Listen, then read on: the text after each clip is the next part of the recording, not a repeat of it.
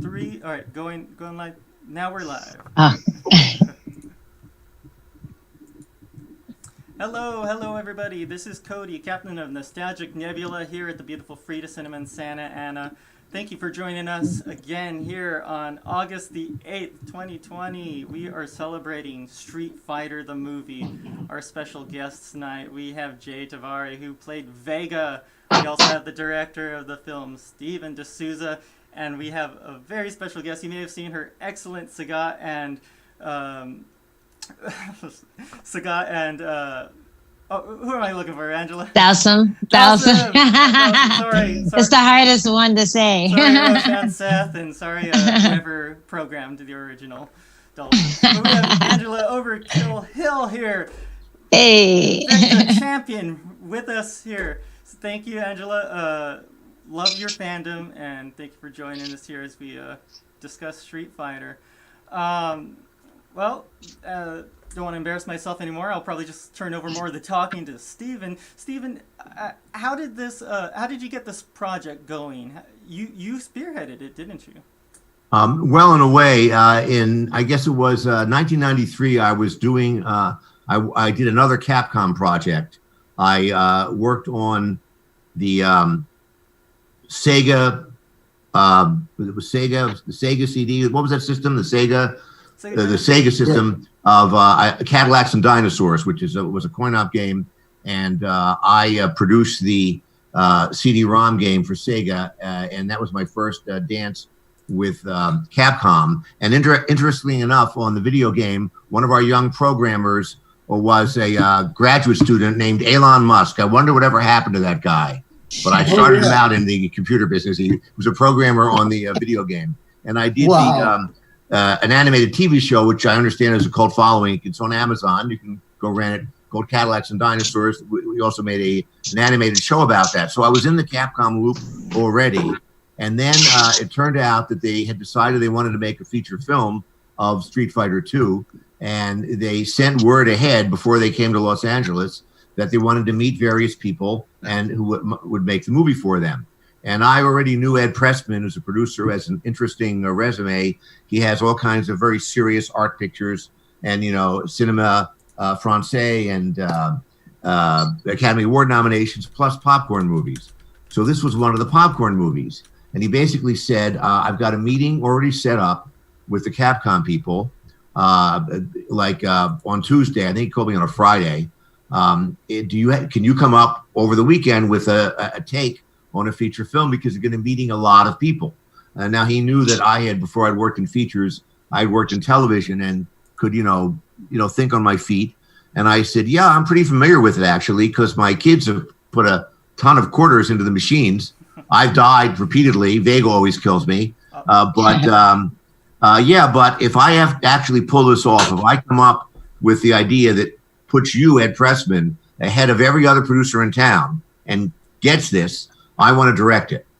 Because at this time, I had a lot of hit movies, and I had a number of deals where I had a deal to direct a picture, but one thing or another would get in the way. You direct a movie, you're gone for a year. You write a movie, you're there for 3 or 4 months. So I directed Tales from the Crypt, one of the most popular episodes, and I directed a low-budget movie, but I hadn't been behind the camera for a couple of years. So Ed said, okay, if they take your take, you'll direct it. So they sent over a bunch of material, I guess, that Capcom provided for everyone, all the half a dozen or who knows how many people were going to audition the following week when they were in town. And they sent a bunch of material, one of it was the guide to how to play the game, and various things. But they also sent things that were from the Japanese market that had really not percolated over to here. And one of them was this kind of a book of the backstories of all the characters, all in Japanese, but they had a kind of a Playboy spread, like a pull-out spread of Bison's secret headquarters, which was very much like a Bond movie. It was like an underground thing with chambers and guns and speedboats. And it obviously put me in the mind of more of like of an action movie than a tournament movie. And what I felt was, I don't know where they're coming from, but there'd been so many super low budget movies about a tournament, they've been done to death. And most of them were R-rated movies. And the problem with any kind of sports movie, even an unrelated sport like I think a year or two before, Tom Cruise did a movie called something Thunder, Days of Thunder, which is a race car movie. And in the middle of the movie, he breaks his leg and you go, oh my God, will he ever recover from the broken leg? Will Tom Cruise drive again? And of course he will. And the same thing applies to any, Rocky 3. He gets it. Will he come back? Rocky 4. It's kind of so predictable, the tournament movie, and you can never do a better tournament movie than Game of Death, the original one. So I decided to roll the dice and not pitch a tournament movie. So anyway, it turned out that I was right on target on where the minds of the Capcom people were going. They were going in that direction, and the artwork that sent to me showed they were on that wavelength. So I pitched the movie, and in the course of telling the story, they had a translator there because I speak quickly. But I actually think a lot of the executives spoke English, but they had the translator there so they could, pause and interrupt. We'll think about it. And one of the first things they said to me, they said, we noticed you did not use all the characters in the story you just told us. And I told a story that is much like the finished movie. And in fact, there's a Steelcase release is coming out at the end of the year, a new release, which is going to have I think they're going to put the Bison money in there. There'll be a bunch of extra features in the box. I told the story on the Blu-ray disc as well. They said, we noticed you didn't name all the characters. And I said, let me ask a question of everybody in the room. We've all seen Snow White and the Snow Dwarfs. Name all 7 dwarfs. Well, nobody in the room can name all 7 dwarfs. And let's try it right now. Let's name all 7 dwarfs. Happy, Grumpy, Sleepy, Dopey, Doc. What? Doc? Yeah, there's a few more. That's 5. We got 2 more to go. There's who else? I don't know. Everybody. There's Dopey and there's Bashful. Everybody forgets Bashful. Oh, Bashful. And then I said, name the 7 wonders of the world. And everybody got stuck. Well, there's the pyramids and there's the, and I said, you guys invented this. You had the movie The Seven Samurai, which, we copied for the Magnificent Seven. 7 characters about all the audience can keep in mind. And they said, okay. So I originally pitched, the original design was basically, I think I had 7 or 8 characters of the 19 that were playable. Well, anyway, after a few days of, I guess, going around the town, at the end of the week, they called Ed Preston back and they said, we like the take that you and Steve D'Souza came up with. We're going to go with you. And then it was off to the races because they said, we want this movie out in December of 1994. And this conversation, I know exactly when it was. It was right before Thanksgiving, before Halloween of 1993. Because when they said, are you familiar with the game? I said, oh, yeah, my kids put a lot of money. Well, I go to we always ride our bikes on the weekends to the arcade and they put all the quarters in. And in fact, they're dressing up as the characters for Halloween. And now, when I went home, I said, you guys are doing Street Fighter characters because I'm not going to be a liar. Discussion is over. You're Street Fighter characters. So anyway, I guess it was, probably in the first week or 10 days of November, they said, you're off to the races and you've got to have the movie out in 11 months, which is a really brutal breakneck schedule. But having come up through the trenches in television, where when I was a showrunner on Knight Rider, for example, you make a 1-hour movie every 10 days. So if you've got, like 40 days, 50 days to make a movie, that's easy. So I thought before we got involved. So we immediately pushed the button and I started writing the script and we began to do casting sessions. And they right away wanted to go to Jean-Claude Van Damme. And I said early on, that might signal it's an R-rated movie because all his movies are R-rated. They said, no, we do not want R-rated. We wanted PG-13. I said, okay, but a certain amount of the audience may expect R-rated. You do that going in. And what about Jean-Claude's accent? And they said, what accent? Because they're only seeing the movie dubbed, and somebody's dubbing Jean-Claude. And at one time, there was a line in the dialogue, like you always do with Jean-Claude, you explain his accent. So at one point, there was dialogue in the movie that he was from Louisiana, which was formerly a French colony before it was the United States. But as the movie got tightened up, you're trying to like, make a pace, you make cut. It sort of fell out. But, I guess we just accept that. The American Armed Forces have people from all nations. And I had Arnold Schwarzenegger in the Armed Forces and Commando. So John Claude continues my tradition of American soldiers with who speak English as a second language. So basically, I wrote the script according to the storyline we had. They were very keen on getting a name actor for Guile and a name actor for Bison, and we're delighted to get Raul Julia. And then Jay came in and knocked us out with his audition, and the rest of the actors that you know and have fallen in love with, and we were off to shoot the picture. That's fantastic. This is one of my favorite movies. I happen to love movies based off of video games, and I love what you did with it. Like you said, not going the tournament route. The tournament route has been done. The James Bond action movie style. I thought that worked perfectly. Well, we'll go ahead and get to the movie so that folks can see what's going on and hear you discussing how you made this film along with Jay and Angela. We'll all be discussing it. But before we get to the film, I just wanted to remind everyone, go ahead and queue up your own copy of Street Fighter the movie at home. So you'll have about a minute right now before I get into a little spiel. So go ahead and get your movie ready, and then in about a minute, I'm going to count down. 3, 2, 1, press play. And we'll all watch the movie together and do some commentary. Now, of course, we are doing this in benefit of the Frida Cinema. This is where we are here. The Frida Cinema is our home base. We do a lot of events here throughout the year, a lot of classic screenings. In fact, we had Jay there last year for our 20th anniversary of Street Fighter, 25th anniversary actually. He wasn't there in person, but we had him via Zoom up on the big screen so everyone could see him like he was the Wizard of Oz. It was really great. The fans got a huge kick out of it. How'd you enjoy it, Jay? I did. I actually spoke about Steven because I was trying to explain how you created that world that you just explained. That you were determined to create a world where these characters could exist and not be exactly what you just said, that not a typical tournament. I mean, you really wrote a whole interesting story out of nothing because that story wasn't there in the game.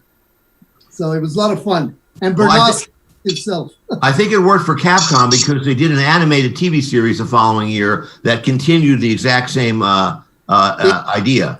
That's wonderful. That's great. All right, guys. Don't forget, get your movie, a copy of the movie, ready to play right now. And if you can, go down into the info section down below. You'll find a link to give your donations to the Frida Cinema. They are, of course, closed right now due to the pandemic.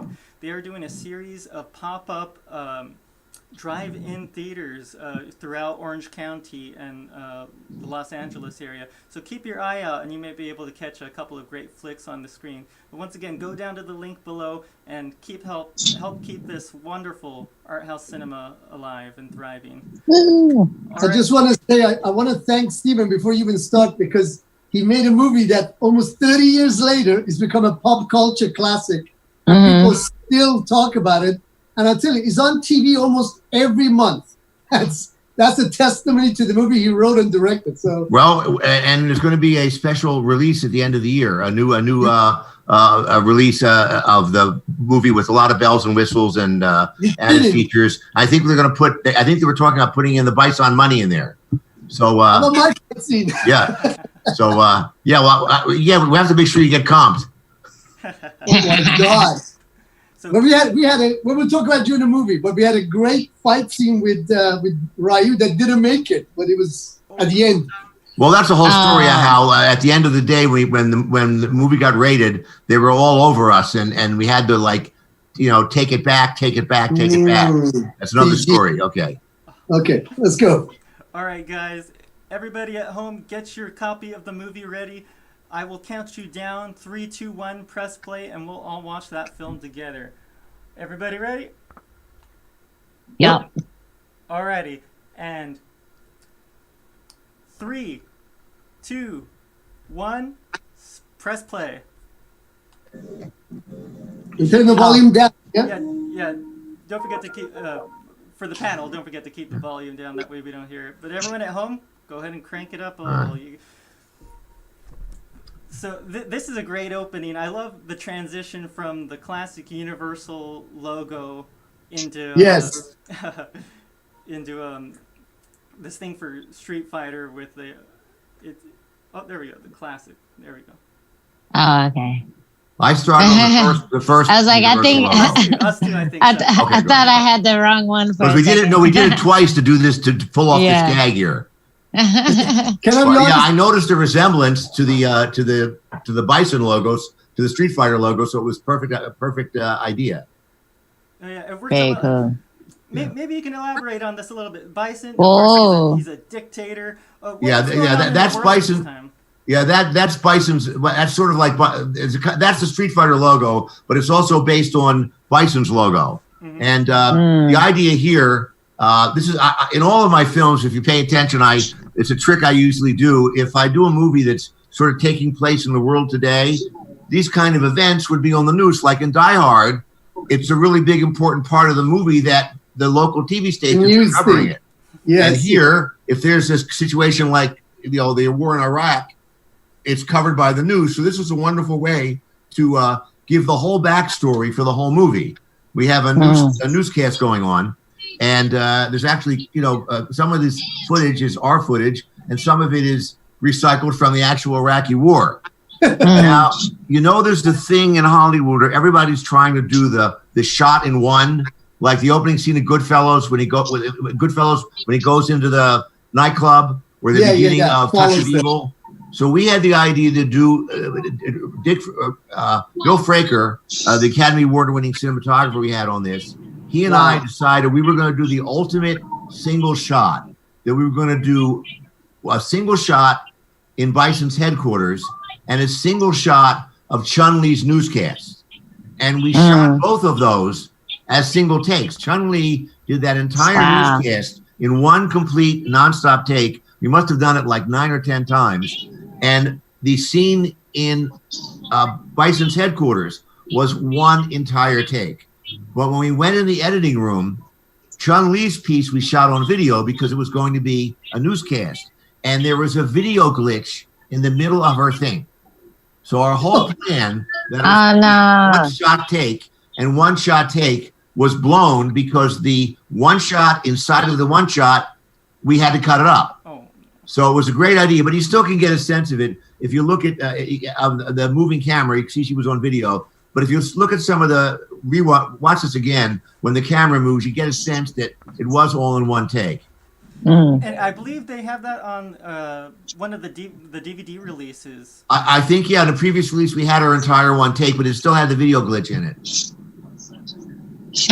I love that line that you gave to Bison, too. You come across the world to fight me, soldier. Now's your chance.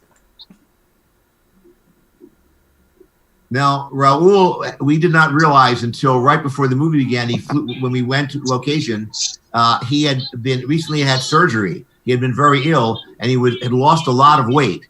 So even his costume didn't fit. So what happened was I said, all right, I have to change the schedule of the movie. And we originally planned that we were going to shoot all of the dialogue scenes of the movie first, which would have taken 6 or 7 weeks, and then get to the fights. And during the dialogue scenes, if you weren't filming a dialogue scene, you'd be training for the fights. But because Raul looked so deathly ill and lost so much weight, I couldn't start all the dialogue scenes first. I had to keep him off camera as long as I could. So I changed the whole schedule by, I think, about 18 or 19 days so he could drink milkshakes and put on weight.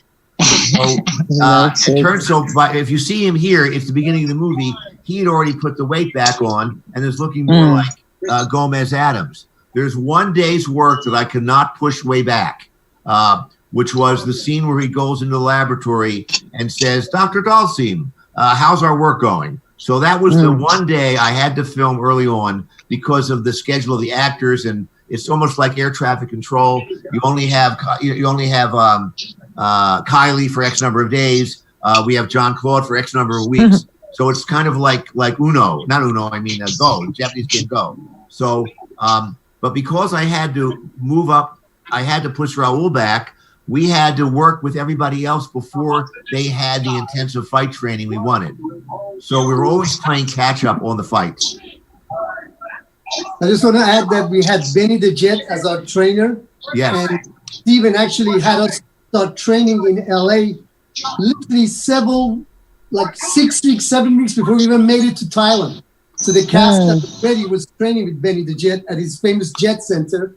And then when we got to Thailand, we continued the training almost like a UFC fighter. He was training us 3 times a day, 2 hours a pop, 6 hours throughout the day. It was unbelievable.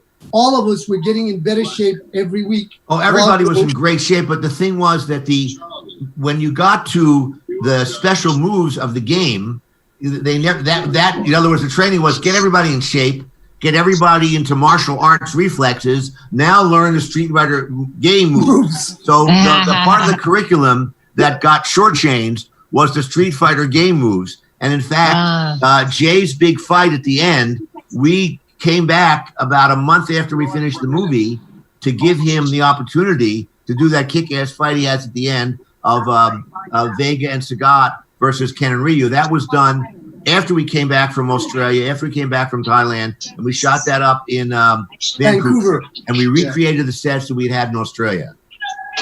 Nice. I'd love to see. Oh, there he is. I'd love to see what the training sessions look like for Street Fighter training. Street Fighter movie scene.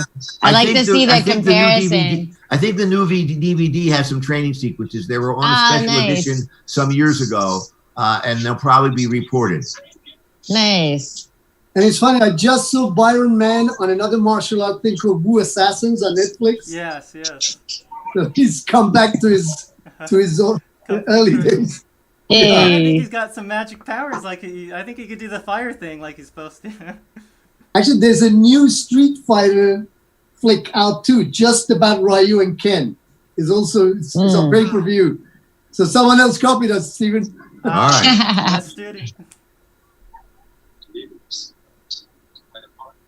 I always thought they were like the more boring of the characters. Like I would love a Vega movie, or like a Vega movie or a Dawson movie. Like I think that would be really sick.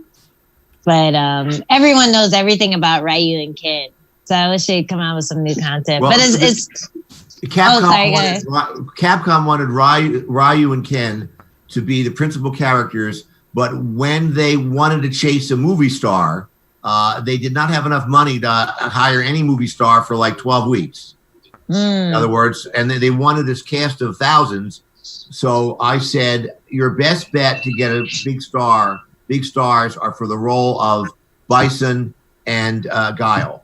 Those are the best characters to get international names because the rest of the picture could be, arranged around them.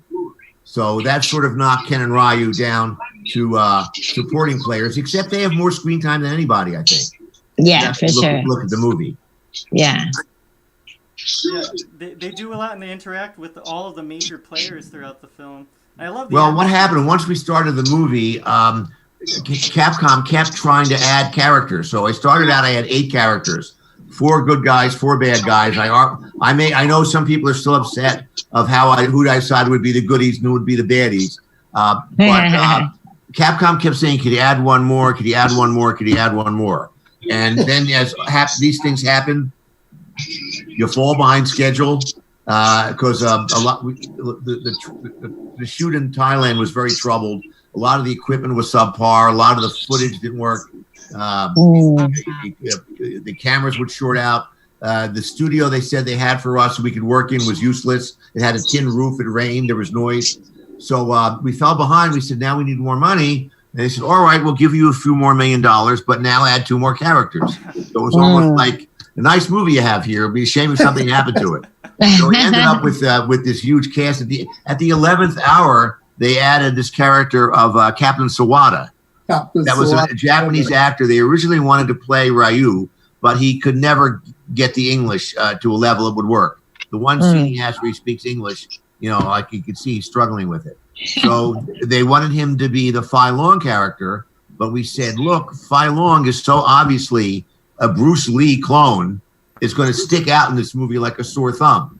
And, I think, it's going to be confusing. So then they invented a character of Captain Sawada, who they then retrofitted into the game. This is the first day Raul worked that I had. One day I had to work with him where he was very gaunt looking. But after this, he was gone for about 20 days, drinking milkshakes and Benny putting weight on him. What was amazing is his energy level never flagged. No, he was unbelievable. I remember him on the makeup chair. He was fast asleep. Yeah. But once the makeup was done, he was able to just switch it on. And he was like Bison. It was unbelievable. He would just bring it up. Do we all know that Bison is called Balrog in Japan? Yeah. Okay. Yeah, that's a cool story. The names are opposite. Yeah. Yeah, I didn't learn that until maybe my 20s, and I felt like I had been lied to. Yeah. Well, in other words, M. Bison was just supposed to be Mike Tyson. M. Bison. Yeah. And then they realized that's legal problems in the States. Yeah. And I think Vega isn't Vega something else too in Japan? I don't know. Vega was he was a matador who studied ninjutsu. No, but I think his name in Japan he might be Balrog. And then I think you're right. I think you're right. Oh. I think you're right. I think I have there's a Then who? And Sagat is Vega. I forget what it is. The names are all changed around. They all the mixed names up, are right? different. Yeah. So they would never guess. So Mike Tyson would never find out. All for you, Mike. That's funny. Yeah. This scene was in a warehouse, and it was the monsoon season, and it was probably about 110 degrees when we were shooting this scene. It was plus the movie light, the smoke. And where was this filmed? This is Bangkok, Thailand. But I have a funny story in this. Steven, do you remember we didn't quite get all the scenes in this shot? I know. And we had to get it in Australia. We had to duplicate a corner of the set. And what was really strange is the girl who's like the ring girl here, who comes in here, the ring girl. When we went to Australia to do it, they found a girl that looks almost exactly like this girl. There's two different women playing this ring girl. One is in Thailand, and she has a sister from another mister in Australia. See, this is where you think he's going to be ugly, except he's gorgeous. Yeah, I always thought that was really cool. But the funny part was the extras who were featured in the close-up shots were also duplicated. But what they forgot was the Thais, they were saying Vega, my name, that came in a Thai accent, Vega, Vega. And then when we got to Australia, they were singing in an Aussie accent, Vega, Vega. I never forgot that. That's amazing. I actually fought in Thailand twice, and it was just like this. No, I know, I've seen your fights. no barbed wire, but in a boxing ring. But yeah, it was a lot like this. Like when you see the guys in the crowd with the money, like that, all that happens. This stunt was real, by the way. This what you just saw. That tank really came through the wall. Oh, I missed it. Yeah, we had one chance to get that right. I think you had one more stage, but it would take half a day to build it. Oh man, this was a theme we had in the movie. The conversation that Sagat has here, like anybody can pick up a gun, you got to really have cojones, to fight with your bare hands. So it becomes a theme in the movie, and here Vega is shamed into not using his claws. That's why people like you are amazing, Angela. You put it all on the line. Put it all on the line. Now, by the way, this vehicle that he drives in here was built to look like a toy that they had already had in mind, because the toy line for the movie was actually G.I. Joe toys recycled. The G.I. Joe line was dormant at this time. There hadn't been any new toys for a while. So they made a deal with the toy company, and that was one of the toys for G.I. Joe toys, so we duplicated it. The running gag of someone saying, "Good morning, Shadaloo," That is the real guy that the movie with Robin Williams was made about, called Good Morning Vietnam. There was a guy who was an American Air Force guy who was the voice of American radio in Vietnam, and that's him doing himself only in Shadowloo. By the way, Sagat, who you see playing my boss, just won the Oscar last year, so he's now an Oscar-winning actor. Oh, that's why you didn't reply to my email. big timer. Hey, at least you got me now. Too happy. Now, when we were on our way to Australia to begin preparation for the movie, we still had not cast Cammy. And I was reading a magazine on the airline, People Magazine, Australian People Magazine. It's not like our People, but it's the same kind of magazine. And I see she was on the cover. And I said, "Who's this?" And I had heard her songs on the radio, but somehow I'd never seen a picture of her. And I said, "There we go." And they were very happy because they were keen on hiring local talent. So she was one of the main roles that was a local actor from Australia. There were a number of others as well. His friend, the guy who plays Charlie, who we combined with Blanca. He also was an Australian actor.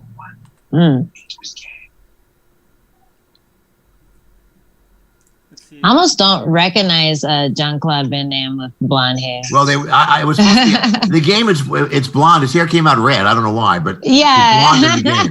Well, I like the idea. I like the idea that while Vega was in prison, he made a homemade claw. He doesn't feel at home without a claw, so he had to make one from scratch. He's got a bamboo claw. It says crutch. Yeah, other criminals make a shiv. You know, they melt a toothbrush down. You know, that's Benny the Jet there.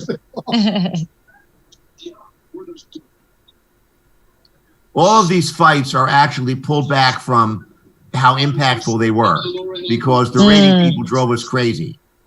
Oh, no. So, all these fights are like 60-70% of what we actually shot because they were killing us on the movie on violence. And I had worked in television. I knew how to do a PG-13 movie. They just had their scissors out for us.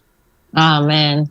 Nowadays, you could post everything. You could put everything up there. Well, what you do is you'd put the release back on. That was, if we'd seen the long shelf life we'd have, we would have saved the cut they rejected as too rough. We could have preserved it. Yes. No, so it doesn't exist. No, yes, it's become guitar picks by now, I guess. No. It's such a shame. You know what's so because we were in competition with Mortal Kombat, and they got away with a lot more murder than we did. Oh, man. Well, that was always the case, right? What happened right before our picture went over to the Motion Picture Association, there was noise about violence in movies, and I think another movie had come out that was PG-13 that people were in an uproar over. Parents were complaining, so they wanted to make an example of us, I'm afraid. Wow. I think we did a pretty good job convincing us we're at a harbor here. But this boat was just like on dry land on wheels. But between the sounds of the seagulls and the boat swinging in, you were convinced we're on the river. When we did the movie, by the way, the quickest way to get around town was to take these river boats.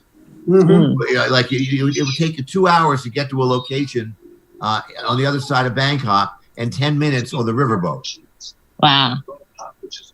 But I remember the water was so polluted that we covered our faces. Oh, man. And I think Bill Fraker had a T-shirt saying, "If I fall into the Pattaya River, shoot me before I surface." I like to quote different movies. So there's this scene here where we see them looking at all the. This is inspired by a scene in Don't Laugh, The Third Man, where the British authorities take Joseph Cotton and they say, "Listen, let me tell you what your buddy's been up to, the people you're dealing with." And they go past the hospital beds and see these people, mostly children, that are all screwed up because they got bootleg penicillin. So that's when he realizes that, I know I've been hanging out with the third man. He's a bad guy. Now I'm going to help you. So this is one of my little movie quotes. There's a few of them here. This is a great action sequence, their escape. Yeah. And that's Benny the Jet, by the way, right there. Yeah, you'll see him in the truck. He's right behind Vega, right behind Jay. He also played a villain in a lot of Hong Kong movies. You're out of business. Now, here, of course, talking about movies, here, of course, we're doing Janet Leigh. We're killing Janet Leigh like 20 minutes into the movie, like in Psycho. So the audience says, "Oh my God, you killed Janet Leigh?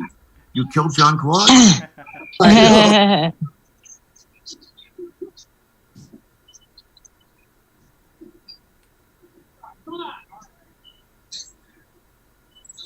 Anyway, obviously, for this spoiler alert, for this escape to work as planned, most of the soldiers aren't in on it.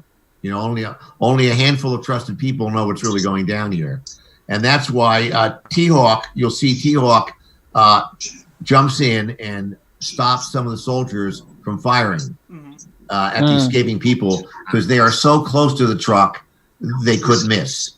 And in fact, the middle soldier who he pushes the gun down was my son, who I think then was like, I think maybe 14. So they had to put a beard on him.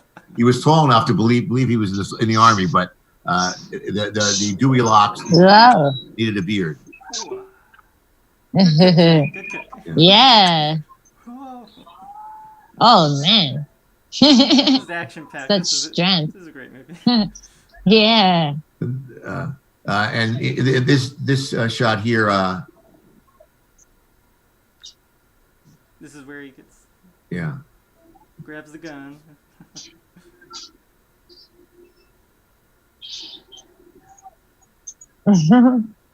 This shot here ties everything. You notice he looks up at her like something's going. Like there's a hidden agenda the way he looks at him, and he takes T-Hawk's gun as planned.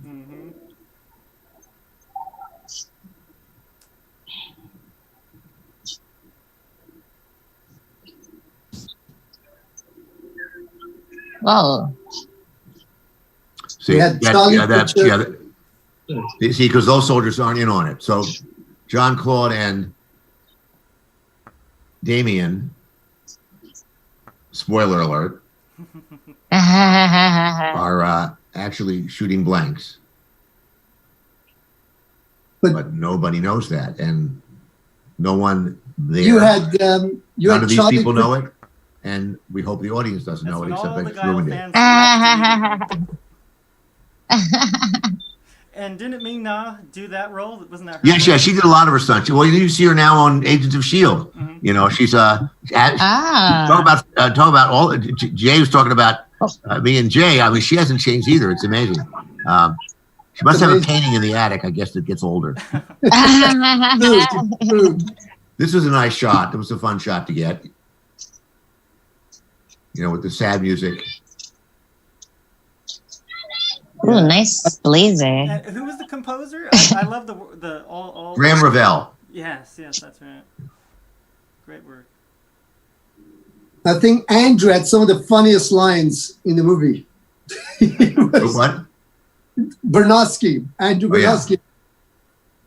I love that line where he says, "Quick, change the channel." It's my favorite. This is fun too here. Oh, this is great. The model, the food court. And I like the way the architect is just terrified of him. He's just trying to make him happy, you know. Yeah. Southeast Asia. The world is in shock at the news that Well, when the I'm hearing somebody's audio there. Oh, it might be me. that's all right. It's been helping me. I know that I'm in sync with you at least. Yeah, okay. Okay. Can you still hear it? Yeah, you got to. It's all good now. Okay. Miguel is just funny. He's just there for the paycheck, and he sells it the whole time in the movie. He's just like he's just waiting to cash out.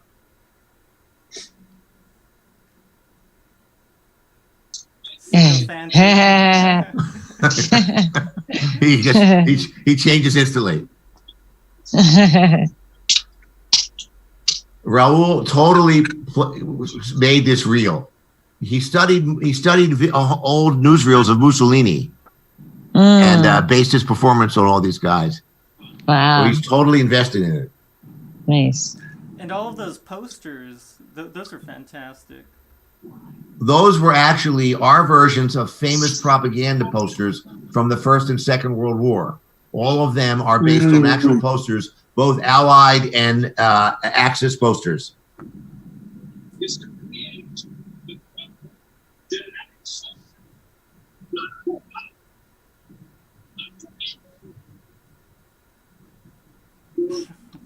Good. I like when he makes a fist, you hear the leather crackle. Oh yeah. Great sound mix here.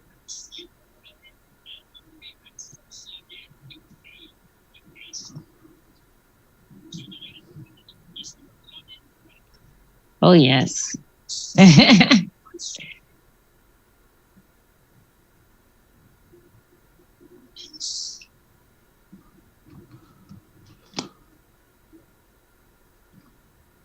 It's Peter Tuiasosopo and he's a doctor now. What's his name? The Grant, who played Balrog. Really? Oh, Yeah. He's I think what do you call it? A MRI or. Yeah, he went back and got his MD in something. That's great. The way Miguel can't believe that, Zangief buys into it all. And that plays out all the way to the end. Yeah, all the way through the movie. Yeah.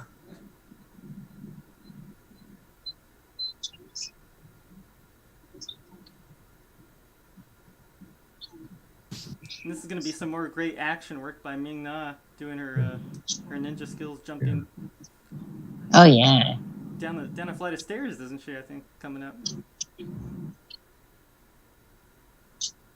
Yeah, Ming-Na trained hard for this. She took it very seriously.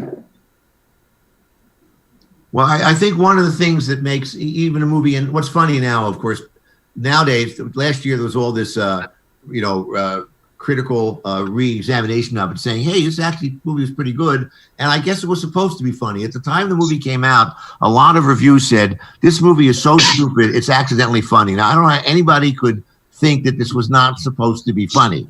The things that go on here. But yes, it was supposed to be, when it was funny, it was supposed to be funny. But one of the things that makes it work is the villain, the main villain is completely serious. He has a couple of fun, the two guys who are with him all the time, Miguel and Zangief, they're actually comedy relief, but serious. And that's what really makes the movie work. If you look at Disney movies, the same thing applies to them. In a movie like Aladdin, there's talking animals and musical numbers, but the villain is totally serious. Soon all Arabia will be under my control once I crush this Prince Ali. Ninja Turtles or any big thing. The villain the 90s. has to be serious, even in a cartoon or even in something as escapist as this. And I did a movie that was trying to be a lighthearted action movie, but when they got to the set, the villains hammed it up. And I think Hudson Hawk underperformed. I know people love it, but I think it would have performed better if the villains had played it straight. Everybody else could have been as funny as they wanted. The villain should have been serious. That's the lesson you learn from Disney. And we have that here with Raoul. There's a lot of stuff that is very, very funny. And even the scene he has about the food court, but he's playing it totally straight. Yeah, no, I'm watching that scene. I'm like, man, this guy deserved an Oscar for that. Where's his Oscar? Where's Raul's Oscar? We were all pretty silent during that part watching Raul. Yeah, I was just like, wow. Thespian. These were actually all real medical specimens that they got for this location. So if you see a brain in a jar, it's really a brain in a jar. Real skeleton. Were there real skulls around? Yeah, those are all real, body parts preserved for, I guess, for medical purposes.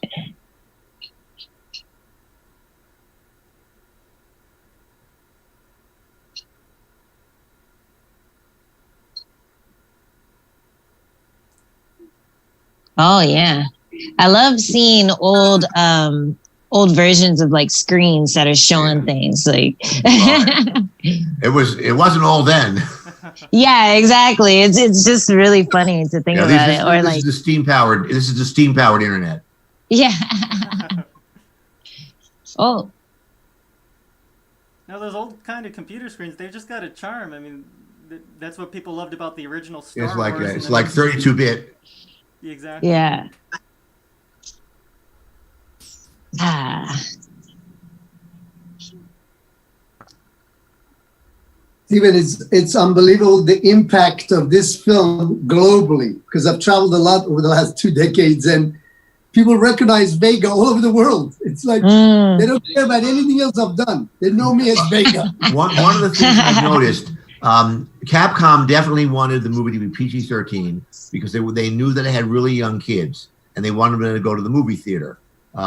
So they were aiming, young, and the trick was we had to get a PG-13 movie because if you do it R, the little kids won't be allowed to go, right? Mm-hmm. And you also cannot have a hamburger deal or make toys. You can make them, but you can't advertise them in daytime television. So nobody would make. There's no toys for R-rated movies, generally speaking. There's now these Mego, these collector things for. I mean, there's Die Hard toys, but not really aimed at children. That's for the collectible market. So that always was the goal. That the younger kids would aspire to see PG-13, but their older brothers and sisters would never want to go see a G movie. So PG-13 was always the sweet spot we were going for. Yeah, nice. Was there any push to put a child character into the story? No, that never came up. That never entered. I think people know that. I think the Capcom was in the same wavelength that Stan Lee was back in the day when he was reinventing comic books in the 60s, that we don't want to have teenage sidekicks. The kids want to be the hero. Mm-hmm. So Spider-Man was a breakthrough. He's a teenager. Whereas 20 years before the first round of comic books, they would say, let's have a sidekick for Batman, a young, but Stan Lee had a better idea. Let the young people be the heroes. Mm-hmm. There's a lot of Easter eggs here. There's an Easter egg here. It says Capcom on the barrel. Nice. We invented a typeface for this.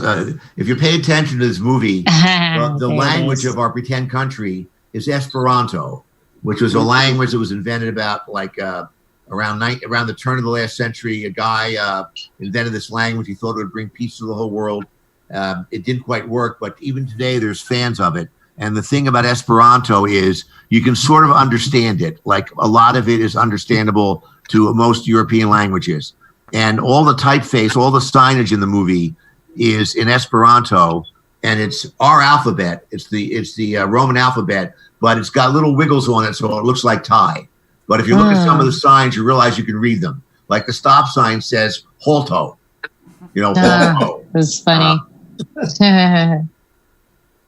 And it's snatches of dialogue. There's a song in the movie, the marching song of the Bison's Army is on the loudspeakers in Bison's base. You hear it? And we actually got a Russian army chorus to sing this song in Esperanto. But the lyrics of the song are basically about what wimps the army is. We're the Bison Army marching strong, women and children, no problem. We see Jean-Claude Van Damme, we run the other way. All in Esperanto.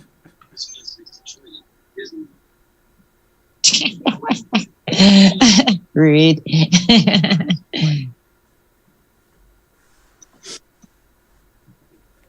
I remember in this party scene, there was real food on the table, but the set designers told everyone it's fake, so nobody ate it. But secretly, they said to me, the dolmas are real, so we were having little dolmas. Well, that was for continuity, see? They wanted to get the continuity. Yeah. Did they let you guys eat at the But end? it was a feast. Look at those guns and look at those guns. Guns on guns. So was that your real hair? Mine?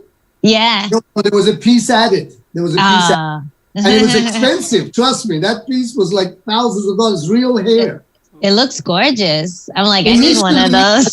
They were going to go blonde because Vega was blonde. So there was me going blonde, but then I think we discussed there were very few Latinos we know that were really blonde. So they didn't want you to look like Jean-Claude Van Damme. There was few highlights in my hair to take it a little more reddish, kind of like the second carnation of Vega. Okay. Like first blonde, then he became a redhead, then he became like brunette. Yeah. It's like a color swap. Yeah. Yeah.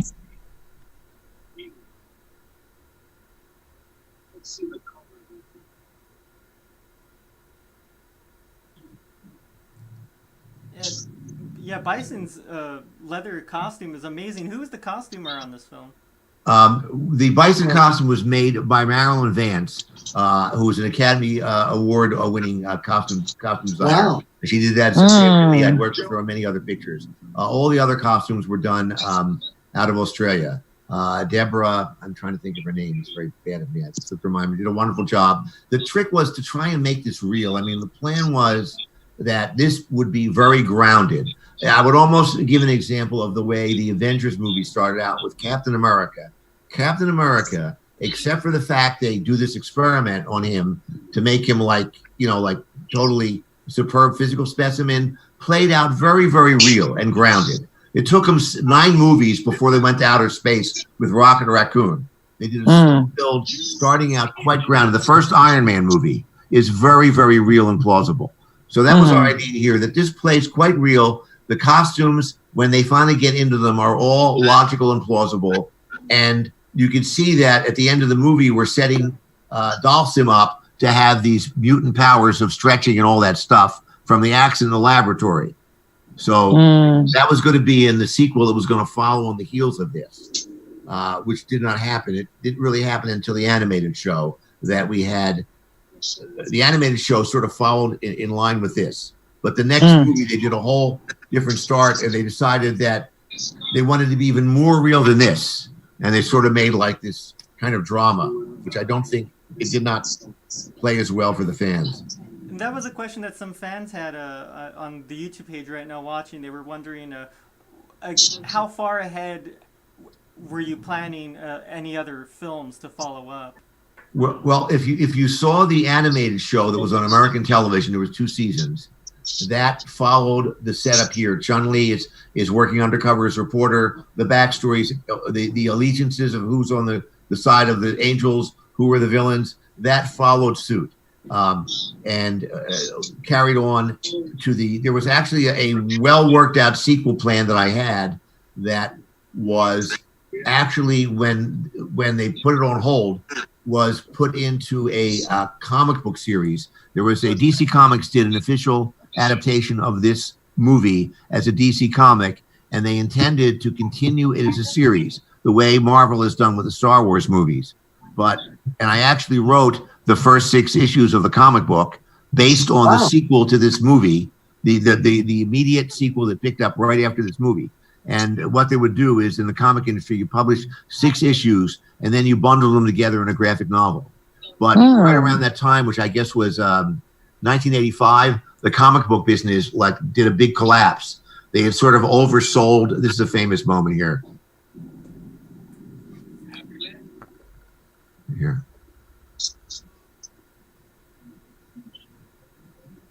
I love all the graphics. Was really ahead of his time too. Yeah. Here's the line.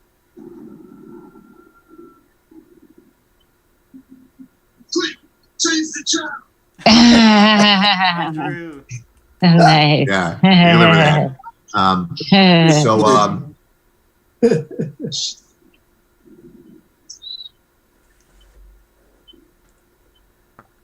I love the journey that Ken and Rio are going through. I mean, they're just trying to look out for themselves, but they accidentally give away these other good guys, and now they're in the good grace of Bison and Sagat. Yeah, now they feel guilty. I think this is when they turn around and become, who they really are, the heroes.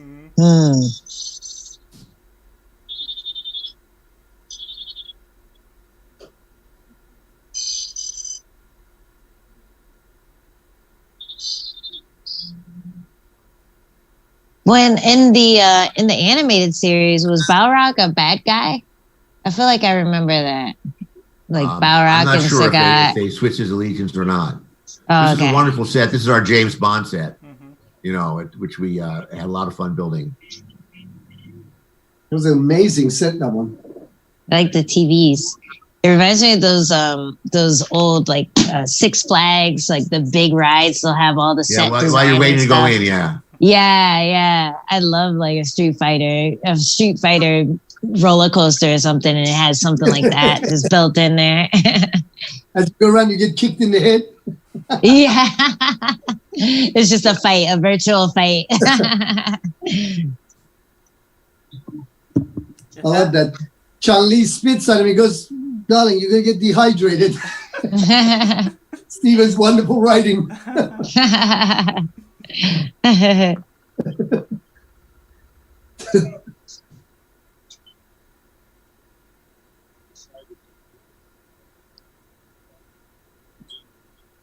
She knows what's up. No.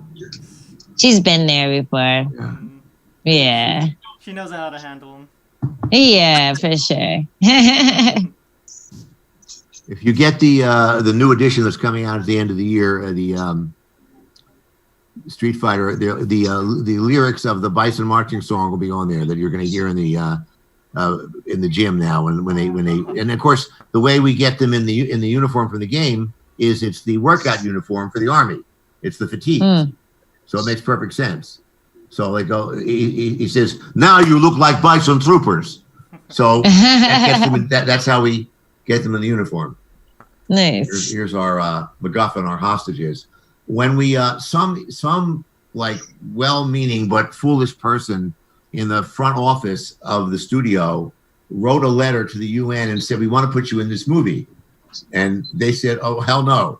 We never. If you hadn't asked, they couldn't say no because it's a public organization." So because they said, "Don't you dare," and we'd asked, now we were screwed. So we had to make it the Allied Nations. And every person who reviewed the movie said it's the UN. Nobody noticed it wasn't the UN, it's the AN. Because we copied the font, we copied the uniform, we copied the badges, we copied everything. Nice. This guy, I cannot tell you how many takes it took him to like do this dialogue. So he never could have played Ryu. You see, he struggles here, and we ended up, someone else did the dialogue. We revoiced him. And this is a famous British boxer. You know what this is? Playing this role like in the prison. Yeah. Oh, the guard. This guy, I think, if I'm not mistaken, this is the guy who knocked down Muhammad Ali. No way. Yeah, I think so. Yes, he's actually He's the one who knocked down Muhammad Ali with one punch. back in the day. Yeah. Joe Back in Bugger? the day, he's one of the only people. Ken, I forgot his name now. Joe? Ken something. Oh, He plays only in that one scene. He's the torturer. We had a funny communications breakdown here. I said, he said, "How do I play this?" And I said, "You can't believe that you can't break these guys. They're so tough. So you're really pissed." So then he comes in and he acts like he's drunk. And I go, "What's going on?" He says, "You said I should be pissed. In Australia, pissed means drunk." So he did the first version of the scene like completely like a drunk. I said, "No, you're angry. You're angry. You're frustrated." Now, here's an example of where our schedule screwed us. Originally, there was supposed to be a big fight between the guys that come in and rescue them. Ken and Ryu were supposed to have a fight with the torturer and two other guards. And what happened was, on this particular day, there were supposed to be scenes with John Claude that we were supposed to be doing. And someone who wasn't minding the store said, "You can leave Australia for the weekend and go to Hong Kong for the opening of Planet Hollywood." And of course, he partied too hard and he missed his flight back Sunday night. So Monday morning, he wasn't there. So I have to look at the schedule. I can't do nothing. What could I film? So I decided that I could do a version of the guys being rescued if I played it for a gag, where their two fists just punched out that guy. Because what should have been going on, I should have been filming with John Claude for a couple of days while that fight with Ken Ryu and the three guards was being rehearsed. But I had to punt. I had to pull up something that was for the following week and film it that morning. So this is where, if you listen to what's on broad, I like the fake pinup girl. We made the fake pinup girl with the gun. Anyway, they're in this outfit. It's what they wear when they're working out in the gym. And the lyrics on the lyrics on the radio is the marching song are quite funny if you speak Esperanto. Now, this building was our main set, and it's a wonderful location. It was the former Coast Guard headquarters, and they built a new Coast Guard headquarters. That's one of the executive producers from Japan, Kenzo. He's the head of the Capcom company. They rounded up everybody in Bangkok who did not look like they were from Asia. You know, like tourists. Some of these people are tourists. We had the second ADs, the casting director, just grabbing people in cafes. Said, "You want to be in a movie? You want to be an extra?" So we can have a true international army. That's funny. This is a well-known Shakespearean actor, by the way. We've got here. Yeah, that's right. Seth. No, that's not one. Seth. Yeah, I've seen him and stuff. Simon Callow, yes, and he's also a wonderful author. He wrote the definitive he wrote a 2-volume definitive biography of Orson Welles.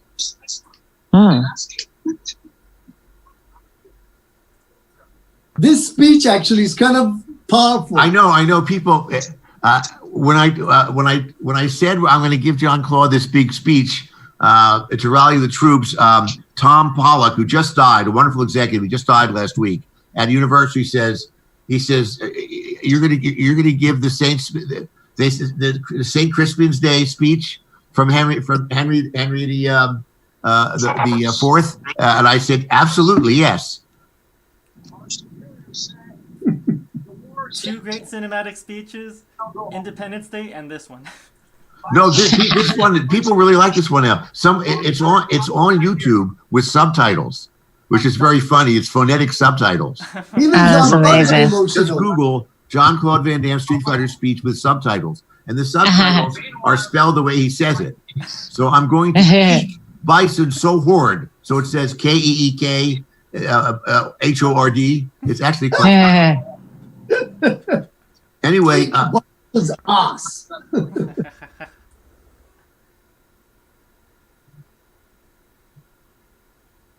Good memories. That guy who smiles so broadly when John Claude gets real tough in the speech, he was the guy, that guy right there. He was the guy we paid to keep John Claude from going out to too many nightclubs late at night. But instead, he found the best nightclubs and said, "I got a new one for you, pal." So it didn't quite work out as planned. Yeah, Jean-Claude was in his party mode in those days. Yeah. You could tell he likes to party. Now, originally written in the script, and if you get the special edition that's coming out at the end of the year, you'll see that the attack on Bison's Fortress was supposed to be on helicopters, but there had been political turmoil in Thailand the week right before, right at the same time we're filming the movie, and they were afraid if helicopters were flying around, it would alarm people. So we had to switch it to a boat operation. Wow. But as one of the great communication things go wrong, we rehearsed the boat operation for 2 days with little model boats on a map of the river. The day we did it for real, the translator who was there for the rehearsal wasn't there. So nobody was there to translate the original plan with the toy boats. So this became a mad scramble with just the cameras just grabbing whatever they could. None of the guys on the boats knew what they were supposed to do. They were supposed to form a V formation. It was all planned with toy boats, except the guy that gave the boats numbers, but the guy that could speak English and Thai, who could say boat number 1, go to your left, but wasn't there. It was just like, it was like going to Disneyland with your family trying to get the kids. It's whatever we grab. Still looks pretty epic, though. Considering. Yeah, we have several cameras going. Okay, now this is a deliberate parody of a scene in The 7-Year Itch, where Tom Ewell is living below Marilyn Monroe, who says, "Can I come down to your apartment? You have air conditioning." And he thinks he's going to get lucky. And everything that Raul Julia does here, I showed him the scene, is in that movie. And just in that movie, they're having two different conversations. She's talking about how nice it is to have air conditioning. And he's saying, "You're a woman of the world. I'm a man of the world. We know where this is going." And he also makes this elaborate drink. Everything that Raul does here, and they're in two different conversations, is in The 7-Year Itch. So it's a little bit of inside Look at that drink. humor. I love that you don't show his hair. That was perfect. But Yeah, he has all different wardrobe. You know, like the military has a summer uniform, the winter uniform. And of course, the painting is a famous painting. It's really Napoleon, but he's had himself painted into it. And there's another inside joke here. He's an artist. He considers himself an artist. He has painted a self-portrait of himself, but it's like that serial killer that was a clown artist. Gacy? Yeah. It's like John Wayne Gacy. So that's at one I point, remember that guy's name, Henry Cooper. Henry Cooper, the boxer. Yeah. That was his name. Steven, that scene right now with Ming-Na and Raul has become a meme. It's I know. meme now, Yeah. where it's That was Tuesday. It's actually officially meme. If there's a website which I just collects like memes, and if you look up, for me it was Tuesday memes, M-E-M-E. If you look it up, there's a whole page about it. And this was instead of a bigger fight. I just had to invent it on the spot. Yeah, I'm kicking myself in the rear that I didn't schedule this for a Tuesday, but if we get another screening going, we'll do a screening on a Tuesday. I know. Yeah. They've got a coronavirus meme now with that one. It's Tuesday. It's Tuesday.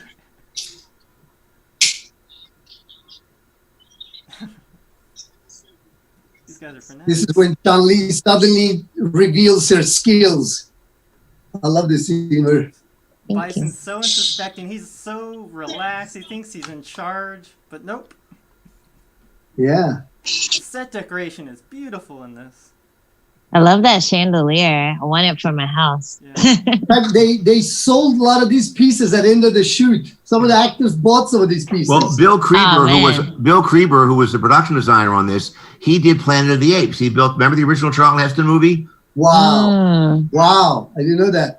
Yeah, that's the joke. His self-portrait there, that he's like, a little crazy. That's so funny. this is a wonderful design he brought to us. He really created this fictional country. Even the straws have Bison's. Yeah. He's very into his Yeah. theme. It's like Trump Tower. Everything is branded. You know, you go to Yeah, Trump Tower, exactly. the swizzle sticks have say Trump on them. It's the kind of thing.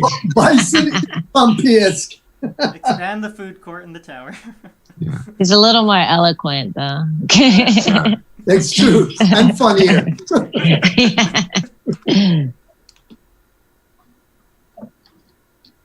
That look, Bison, where he just thinks he's in charge.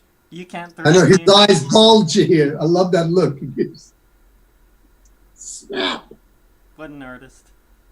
And of course, we get Chun-Li in this outfit because just like in Raiders of the Lost Ark, where Belloc has a dress for Marion after he kidnaps her. He said same kind of thing. He understands she's in this. He made her go into hair and makeup, just like in Flash Gordon when Ming has Dale Arden. They make her put on hair. So everybody gets into their game wardrobe in a plausible way. But when we meet them in the movie, they're wearing clothes you would wear, so you wouldn't stick out. You're undercover. You're not going to wear this.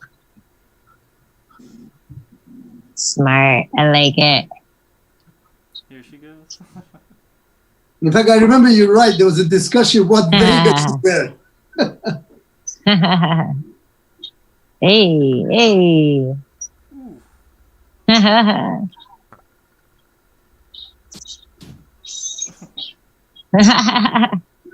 like you'd see a boom mic in there.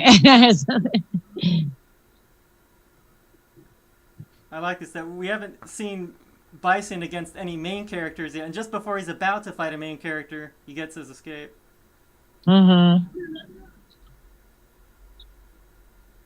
Dude, was that actually a full-size boat, that one? Or was it just a model size? The boat that John Claude rides? Yeah. Oh, we had a full-size boat, absolutely. I remember It was seeing a special it. boat they built, and when he gets in and drives off, that's for real. That's what I thought. There was a real one. It was a full-size boat, and it actually operated. It wasn't a model. That's a little, little nice little touch there. Yeah, the So all those boats are really the Coast Guard boats for the city of Bangkok, and then of course our special boat. That's a pretty Futuristic looking boat. Well, it actually was based on designs of stealth boats that were going on. And what's interestingly enough, shortly thereafter, a design for a kind of a stealth PT boat for the Navy that was called Street Fighter. They gave it the name Street Fighter at the company that was making the boat because it looked so much like this. That's for a amazing. while, that was codenamed Street Fighter. This movie's a phenomenon. Yeah. Yeah, there you go. I don't know if you know the fashion label Diesel 2 years ago did a whole line of sneakers with Street Fighter themes. Now, if you look way in the background there, you see those little white markers? That was a housing development. So if you went back there now, there's houses there. That was Australia. All of this stuff here is Australia doubling for our fake country. When they left the headquarters, it was actually Thailand, all that river stuff. But after he breaks away from all the other boats, we're in Australia. It's my wife playing Blanca's date here. She did a cameo there. We just missed her. Oh no! This is when they're turning Balrog into a monster. Or turning Charlie into Balrog. Real diehard fans of the game are upset by that choice. But I think they're even more upset by the choices that were made in the Chun-Li movie. You made it make sense with Charlie, Carlos. Yeah.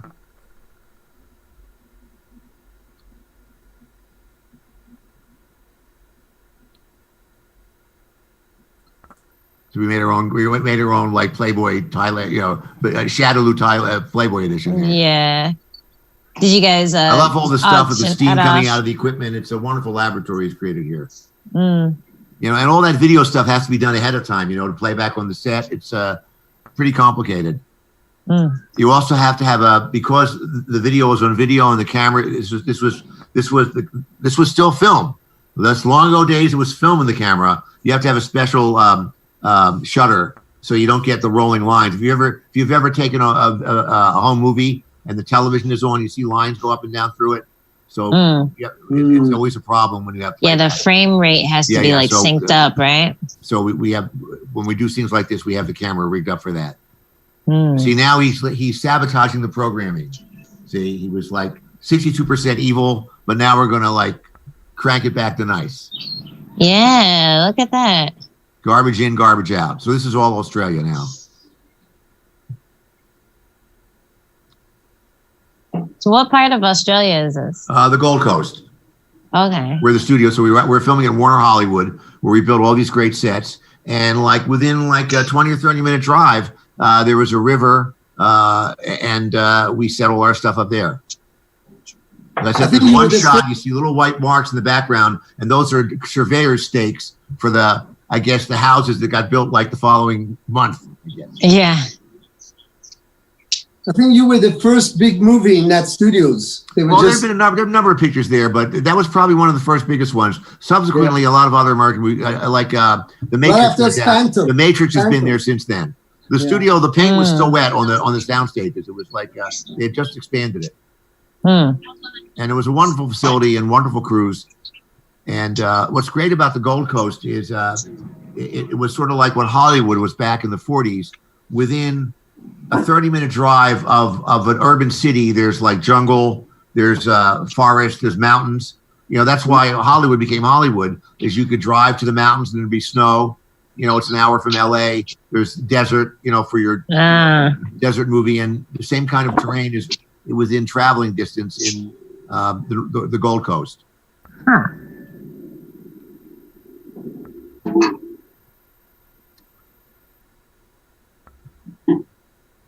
Futuristic boat. I love his little rat tails. This was an ad lib Raul did right here. I guess you didn't see that. Oh, it's that. You mean the one-eyed thing? Funny. Yeah, he did it on the set. He just came up with that, cracked us all up.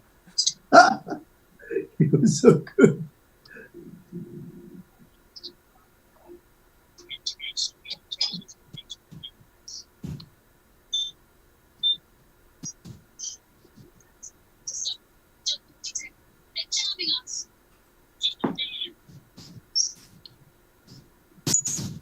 This is where it gets really exciting. Tell us a little bit about that Bison's desk. Oh yeah, that was one of our Easter eggs. If you pay attention to the movie, there's a lot of Easter eggs. Some of the locations we fight in are the home screens of different characters, and in here we thought it'd be a little Easter egg that the control panel on Bison's floating desk is the game couch. Yeah, it's very good. I love all these cool toys. Automatic turrets, jam, Yeah. big red button. Yeah, it just makes me want to get a big play set. That would have been a This great hover- toy. Well, when they made the toy line, like I've got them over my shoulder here, these were actually G.I. Joe figures, and they did new heads, and then repainted them differently. So they recycled so that's all. Like I said, the vehicles and things, the boat, the vehicles, these were all toys. And when you have, it was very important that the movie be PG-13 so they could have the Happy Meal. That's a great ad lib.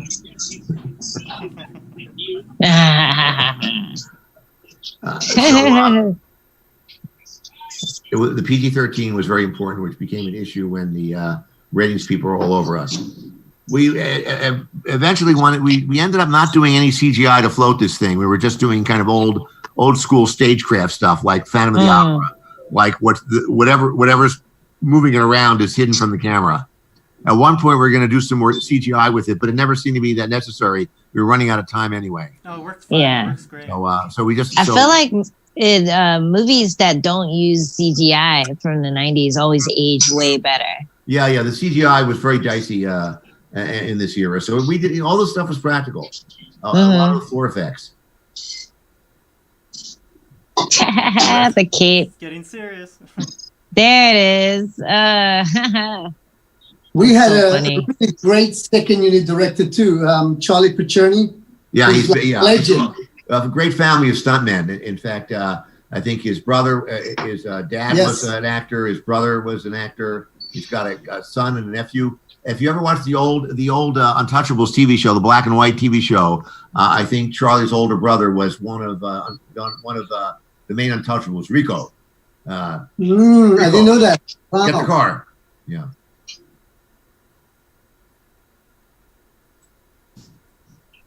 He was another Shakespearean actor, that East Indian actor, Seth. He's Yes.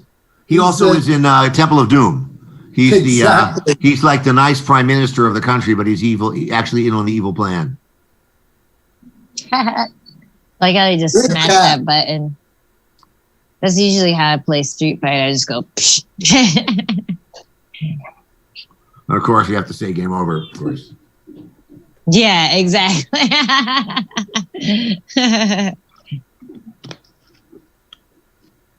Nice explosions. the whole Street Fighter mania has made a comeback. I feel like after 20 years. Well, what I've noticed lately, especially last year with the 25th anniversary, and there was a 25th anniversary screening in Madrid that I was invited to. Oh wow! And it was really great. And I noticed that a lot of people in their mid-30s came up to me and said, "This was my favorite movie when I was a kid." And I realized it was, at least we hit the target. It was the first action movie they ever were allowed to see by their parents. If you're like 35 now, Yeah. 30, 35, 36, something like that. Mommy, please let me go with my big brother. Well, it's rated PG-13. It's rated PG. Okay, I'll let you go. And I think that's why it made such an impression on like a whole generation, because it was like it was a grown-up movie if you're like 11. Yeah. You know, but if you're older, you get it's funny. Yeah. That's what I love doing these classic screenings here at the Frida Cinema like this, because the people who were kids, you know, they're 30 now and they're bringing their kids to enjoy the movies. I think that is funny. I had a lot of like grown men come to me, ask for a Vega picture to be signed. He goes, "Can you sign this for my son?" And I would look at the guy and go, "You sure it's for your son?" And then Yeah. the ones that were honest would go, "No, it's for me. Put my name." their They were son like is named 35 after now, them. you're right. Yeah. Yeah, I think, what year was this? 93? 94. 94. So I was 9 when this came out. Yeah, And 26 years ago. yeah, it's so crazy. They said, "Do we really need elephants?" I said, "Yes, we really need elephants." That's our producer, isn't that Edward Pressman doing the chef in that shot? He was the cook Oh, in the the lone cook, yeah. the I think lone we're out of cook. sync here. It was Edward. I I'm think. still in the. I'm not on that shot yet. Hey. Right now, Jay, I think we're on the Kylie and Greg Rainwater fighting right now. This was. Oh, this was. Yeah, they're going up the temple now. Isn't that what you're watching now? Yeah. Going up the temple. I Yeah. think you're just about like 5 seconds ahead. Five or Okay. Yeah, that lonely cook was our producer. Yeah, that's Ed Preston. That's right. The two producers had bit parts. Kenzo was the officer in charge of the troops, Oh, look and at we the built kitty. this whole thing. We built this whole temple exterior. We built the whole thing. That's fantastic. It's like 5A scale, but it looks like fantastic. That's really cool. All the palm trees. It's all green. None of that's there, and it's sort of based on Angkor Wat. That's right. That's right. It does look like Angkor Wat.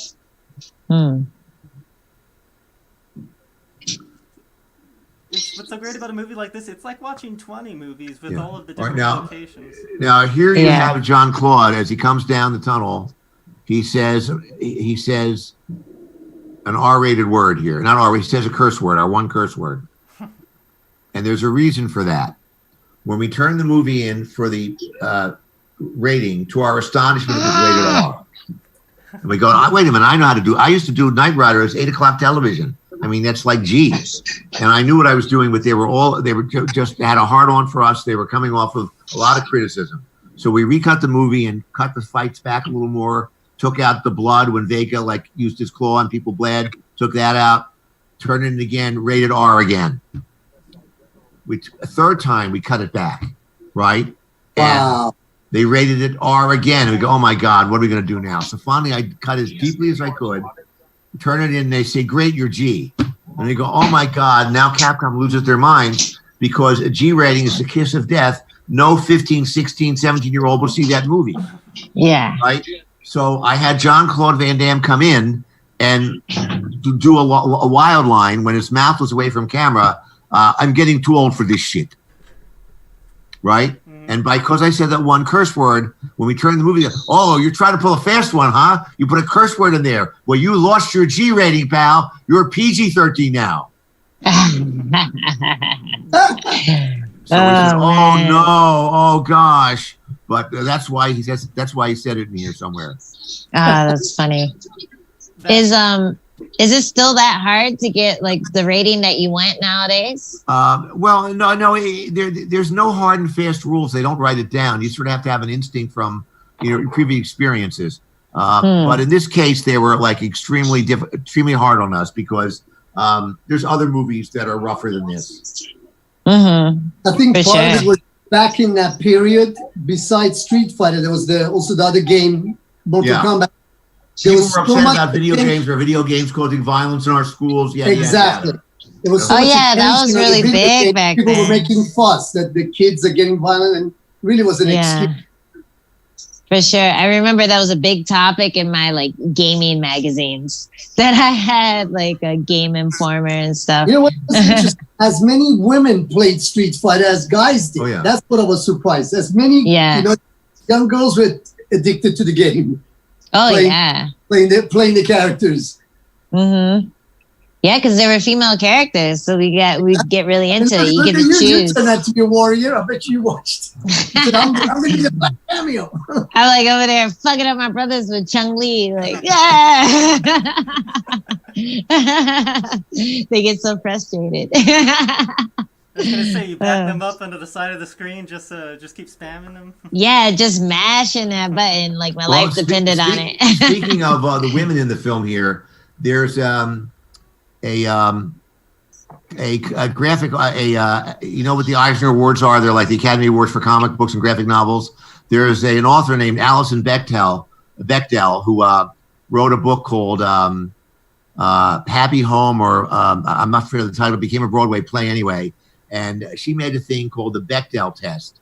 That a movie passes the Bechdel test if there are two women in the movie who have a scene where they don't talk about the men in the movie. And unfortunately, most movies, the women are there just to talk about the men. And there's actually people that say we need more movies that are sensitive to a woman's point of view and pass the Bechdel test. And responsible filmmakers will make sure they pass the Bechdel test. Well, believe it or not, Street Fighter passes the Bechdel test because Chun-Li and Cammy have a conversation in this movie that is not about any of the men. And it's coming up. I'll point it out to you. Woo, look at you. I always felt like fighting. This is before the Bechdel test was invented. Nice.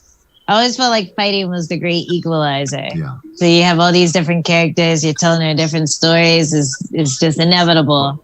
Well, the official benchmark of a woke movie is does it pass the Bechdel test. I love that Street Fighter 2 is woke. That's amazing. Well, we have a great cast, and for a change, it's not all white guys. Yeah, it's like super. The first like very diverse video game too.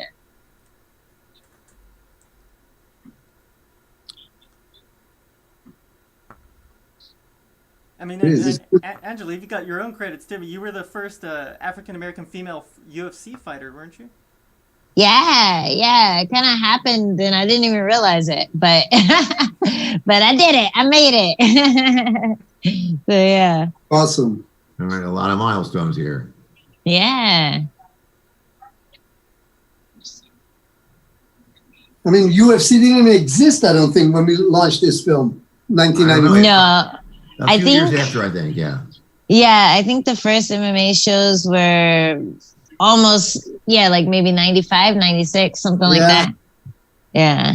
I remember when the Gracie brothers. This is an amazing set we had here. This is just some great stuff here. Yeah. I mean, I kind of feel like Street Fighter was a big inspiration for MMA.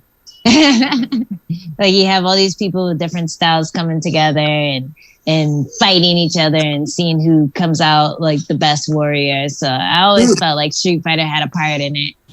Yeah. Yeah, I mean, we've got Sagat coming up doing some Muay Thai, and you're the Muay Thai champ.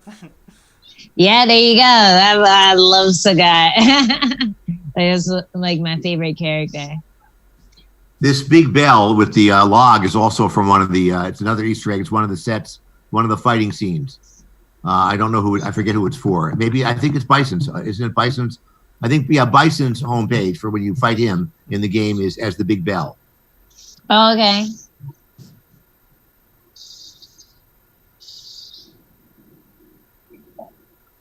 There. This is a fun gag here. Yeah, John Claude, by the way, subsequent to this, he started doing more comedy. He's quite funny in this. His timing is very good. Like that little moment there, he goes like, "Oh God, I made it worse." And he later on did a series on Amazon, I think, or Netflix, that was a complete comedy series where it turned out that all this time he's really a secret agent, but he's an actor. His cover is he's an actor who plays, So his John Claude's name is really a CIA agent. So it was a limited series. That's funny. Oh, when I like this scene where Zangief and Honda fight like Godzilla and Rodan. Yeah. Well, once they told me I had to do more stuff with this Captain Sawada, I figured, what am I going to? So we did that, and they said make his part bigger, and I said, all right, we're going up to Vancouver. I had him do some action and played that gag there. So we've been waiting the whole movie for these two guys to fight with each other. So. Oh yeah. My other favorite character to spam is E Honda. Yeah, Peter Tuiasosopo.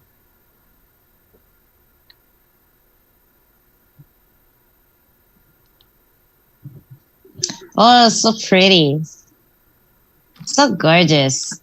That Vega is. We couldn't bring the boats from Thailand, so it's called plausible offstage information, POI. You assume that they got on the rubber boats from the other boats. See, you accept that. You never said where those rubber boats come from. I never. Yeah. asked. No. No, never. Oh, Woo. I get sucked up. Yeah, but Steven has to justify all his plot plans. He doesn't just put it in there. Well, It's a thought Where- process. Well, if you get the new Blu-ray that's coming out, I think for the holidays, you'll see pre-production artwork and you'll see helicopters attacking Bison's base because that was the original plan. Wow. Is it going to be called special edition? Anything special? Yeah. They're gonna have all kinds of stuff on it. No, but the name, is it going to be Street Fighter? Yeah, it'll say something like special edition or the collector's edition. I don't know what. Awesome. What company's producing it again? I don't remember the name of the company. It's Universal goes to a third party that does the boutique special editions. I forget the name of the company that's putting it out. And this is all in the Gold Coast. This is all in Australia. The set is Australia as well. so the temple's totally gone now? Yeah, we blew it up for real. And by the way, when they blew it up, it was basically all styrofoam, but it had some structural parts.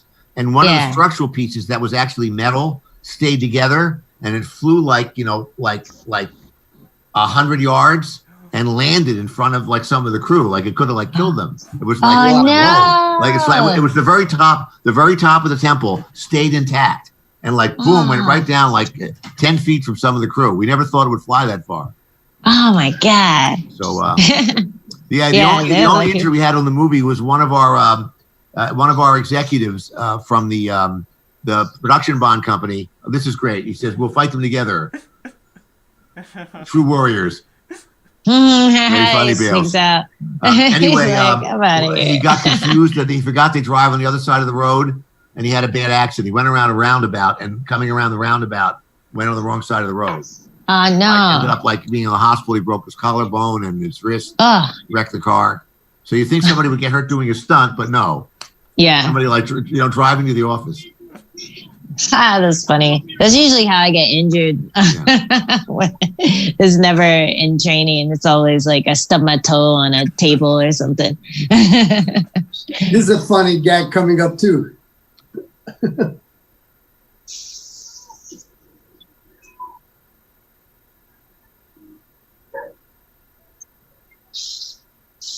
So it was Dawson trying to stop Blanca there? Was he telling him to hold off? Or? Yes, he stopped him from being totally evil, and then he stopped John Claude from killing his friend, who's going to put him out of his misery. One fun thing I did for the fans that came to our 25th anniversary screening the other year was There's a great gag here. Oh yes, here we go.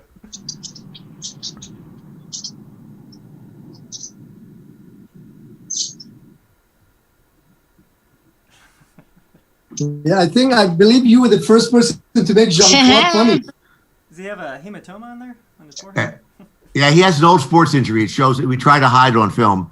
Funny. It's a bone bruise that became a bump. He's been told he could have surgery to remove it, but he's doesn't want to have the surgery. He's scared. As soon as you're going for surgery, something can always go wrong. I understand the feeling. Yeah, that's so So, funny. I thought it was a prosthetic. No. It's it just showed up in some of the scenes. This hairstyle, or kind of showed more of it than his normal. The normal hair. Yeah, the spiky Yeah. Just don't call him spiky blonde. So now this was the very end of the filming in Australia when Raul had put all the weight back on. We saved it for the end, so you can see he's much more robust looking here. Oh yeah, And he looks trained for scary. this fight. This is all mostly these two guys in the fight, because this was the audience was the way I had to deliver this fight because I knew so many of the other fights were did not get as big as they wanted to get. So this one was the one that I wanted to keep completely intact, and we didn't cut back on this one at all. And because there's no blood showing, they didn't beat us up so much on this one. It's called, they say, cartoon violence. Come on, nobody can really do those things, Yeah, funk. These are lines from the movie. A lot of the things they say to each other, "Are you man enough to fight me? No one can defeat me." A lot of the characters say their lines. That's right. They're the character lines. Yeah. Captain Sawada's scene. Yeah, he's quite famous, that guy in Japan. That Yes. character. He came in LA and hung out with me before. Yeah. Well, I found out he was well known in Japan. So this was a. That's so silly. Yeah, that's really funny. All right. So the doubles did the fall, but then the rest of the fight is really the principals here. We did this. This was I think we must have spent, I don't know, 5 days on this fight. I'm not sure. Though this whole sequence, I think 5 days. Not. That's really cool.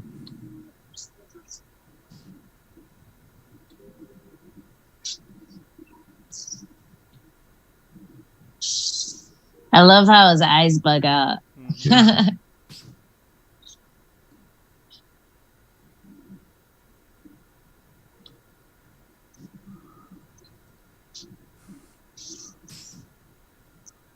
Yes. Now I drove the crew and the special effects people crazy because the idea that Bison comes back to life was not in the script. Oh, he got his At this point, I knew that a lot of my fights were like not as strong as I wanted them to be because like the circumstances in which I had to push Raul back. And now that he was in great shape, I said, can I make this go on even longer? So originally he was dead when Jean-Claude killed him. So he wasn't Right. going to use the electricity originally. No, he was going to use it a little bit, and then Jean-Claude killed him and kicked him into the equipment. But I thought it would be great to like do the Terminator. It's just he's not dead. So this is a last minute idea, and I said so we had to like film some other stuff, and then we came back to this on another day because they had to go make the video thing you see on the computer screen. Jean-Claude is unaware that his suit has life support in it. The idea is that under his uniform he has life support built in, and we don't know it. We don't discover it. So this whole business here was a very last minute idea. This videotape, we did it that day. We played it back. We had a wire coming up his sleeve. This is all a last minute idea at the very end of production, and I think it adds a lot of fun too. But it was a real scramble because they had to create this stuff that's on the screen. You know, if they couldn't do that, I couldn't do the sequence. So they had to do that first, and they put it together. I think in like 2 days. Has the outline of his hat and everything. Yeah. And then explaining and then we have the heart beating in the little window, right? See. I love it. It's genius because that's the kind of thing that a megalomaniac would have. Yeah. And he rises up like a monster. Yeah. And that's to the whole boss fight thing too. Like you never kill the boss that easily. It has to have like a few stages and stuff. Exactly. Genius decision, in my opinion.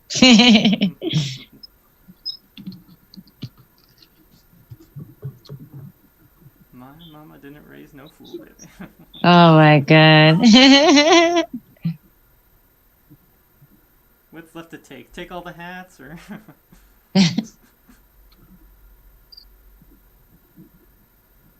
I would definitely take it. That's an Easter egg too. That's a prop that you see in one of the home screens.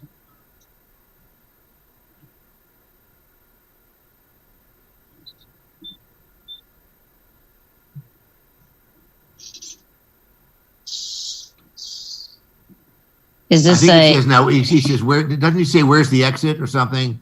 Now all I have to do is find an exit. I think he says something like that, which motivates him to go to the monitors. This looks like a what is it called? Night Trap Easter egg.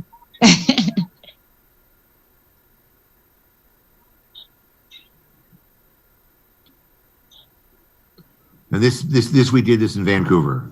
And we wanted to like really amp up this material. That's the only blood they let us put in the movie. Oh, Vega. That's when the audience was going nuts at our last screening, ready for this big fight. Yeah. when Sagat fights Ken and Ryu fights Vega, and then at the same time, Bison is fighting. Yeah, we're intercutting everybody. It's it's all fights all the time, and the simultaneous action is always fun.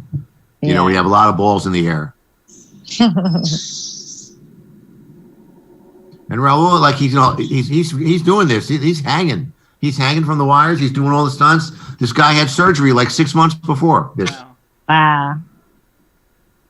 Yeah, it's unbelievable. And we were able to do a great job here. We had the sparks rigged. We had a lot of rigging. You know, we weren't pressed for time. We had a generous amount of time in Vancouver to do this. Man, Jay, you look amazing.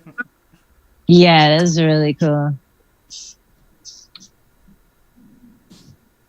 I always like the joke that one of my silly MMA moves could be like a Vega move where I climb up the cage and then jump off.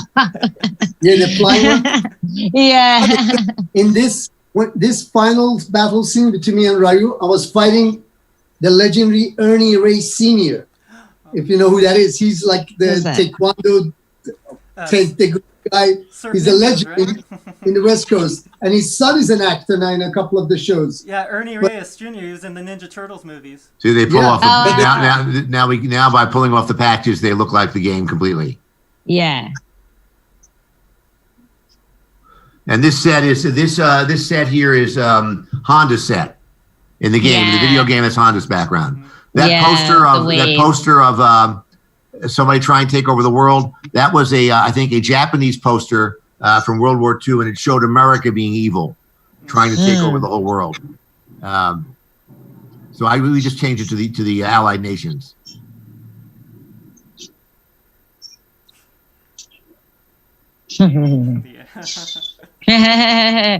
Just like a Muay Thai guy, he doesn't know how to use the speed bag.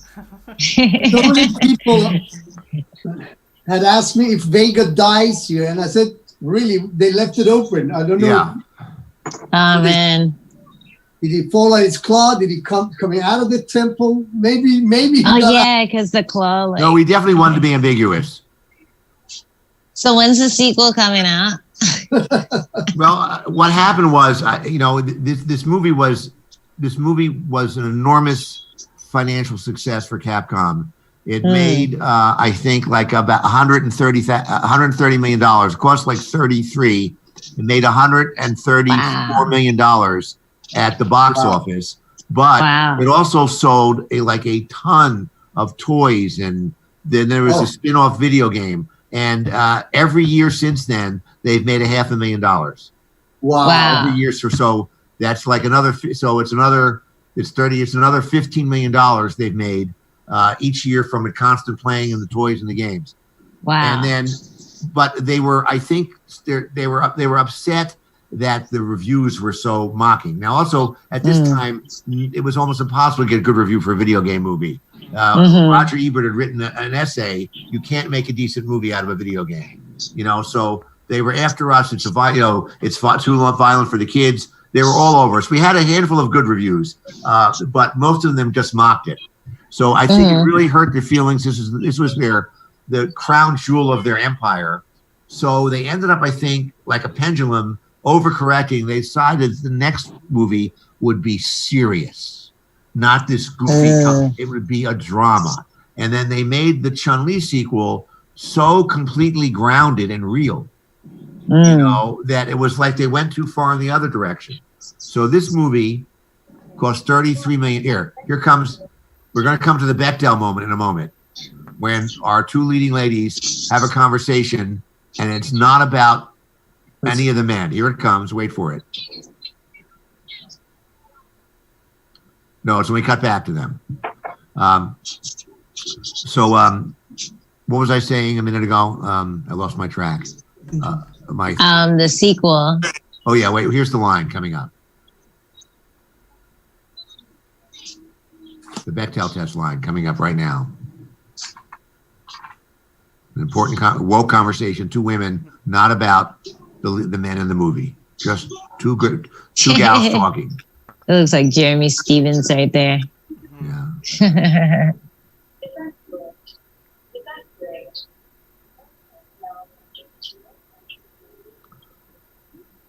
This is another big moment for Andrew.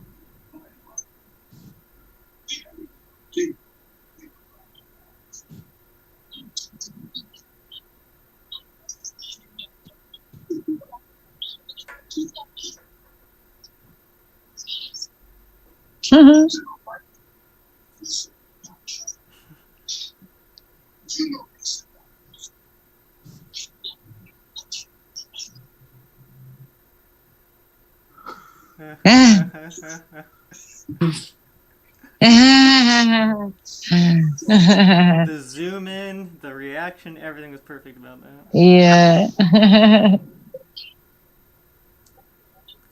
As a fun Easter egg for the attendees at our last screening of this film, I created. Here it is. an Here's the alcohol Bechdel. Bechdel line. Here it is. Oh, there we go.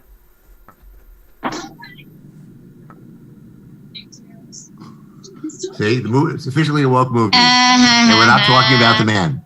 They're talking about their hairstyles. Andrew to the rescue. Yeah. Yes, he did a face turn, as we say in wrestling. A face It's turn like is when a bad guy turns good. A heel turns when a good guy turns bad. It reminds me of the character Batista always plays now. Drax the Destroyer, yeah. Yeah. Here we come.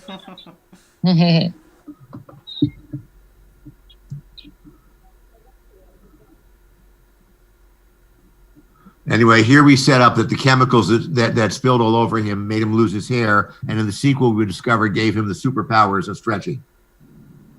That's the idea here. Ah, okay. We had a big picture of a cocktail at our screening, and I put the label on it, all the mutagen stuff. We recreated that. That's great. Oh, and here's my little Dalsum. Oh yeah, all right. My Classic. Dalsum necklace that I wore. You made for one of a my very weddings. fetching Dalsum. Thank you. So here I learned a long Fetching time ago Dalsum. when I was working in television, if you build a set, destroy it on camera because you got to knock it down anyway. You know, after the movie's done, you got to knock it down. So we blew this thing up, and like I said, the very top of it flew like hundreds of yards and like landed so close to some people, it was unbelievable. How fun is it blowing up things? Oh yeah, it's fun blowing stuff up. Yeah. Everybody comes to the set when things blow up. Especially after all the time it took to make it. Yeah. Just like, wow. There's a shot here coming up that's this was great. The water. This shot here, starting on the weapons being thrown down and everybody being rounded up, is copied from Robin Hood, the old Errol Flynn movie. At the very end of the movie, and the bad guys throw the store down. Camera goes up, and all the prisoners are marched in. Oh. And once again, I love how you keep the costumes real, like with Cammy. Yeah, there's the architect. See, what am I doing here? Yeah, he gets taken away with the rest of them in the paddy wagon. yeah, I was only following orders. You know, it's the.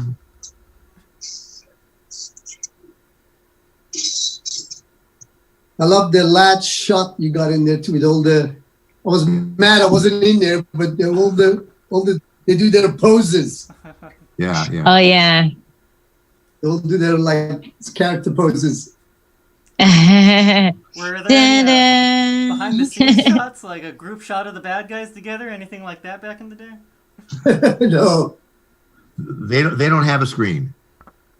Actually, I forgot that shot that you showed. Sagat got out. I didn't remember that. I thought he stayed inside too, but he did get out. Yeah. They show him. Oh yay. I like that Balrog has his boxing gloves on for some reason.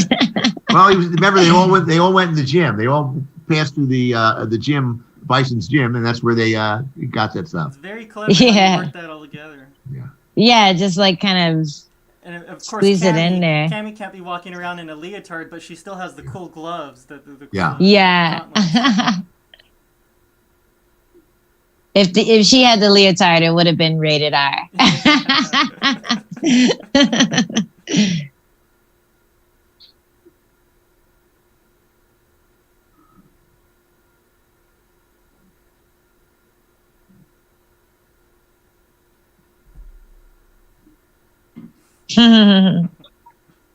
And this title song at the end is MC Hammer and Deion Sander. Yeah, and then they did a music video for this too. There's still, you can still find it on YouTube. Ah, that's so funny.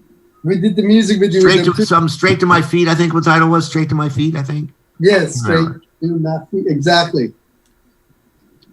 Did Kylie do any songs for the soundtrack or anything? I don't think so. No, I don't think we could afford her. There was a very good soundtrack album. This was very successful. There were 2 albums. There was the soundtrack of the movie, all the music that is the score that Graham Revell did, and then there was an album of pop songs, some of which you hear in the titles, and also in the course of the movie on the radio. There's no snatches of some of the pop songs. Yeah. Now we have an after the credits scene, you know. Yeah. And it was years. It was maybe only 10 years ago that I realized that was on there. Oh, you never went down to it, huh? No. Oh, that's funny. Yeah. Well, now I think that was a novelty back then. You know, there were very rarely did people do that. I think the only one I remember prior to this was Ferris Bueller. Frankly, I think that's the only one I remember prior to this. So now all the comic heroes do it. Go to look for maybe people go to look for it now and they expect it. And if they don't get it, then they're disappointed. Yeah. Well, now what happens is a movie will come out and people will be talking in chat rooms. I'm dating myself. People will be talking on Twitter or on Insta about like, remember to stay past the credits for the final team. Oh, I'm excited now. So anyway, to see all these people it takes to make a movie, it's like, and it's more and more and more. Yeah. More and more people. This was actually nowadays it would be another 50 names for the CGI teams, you know.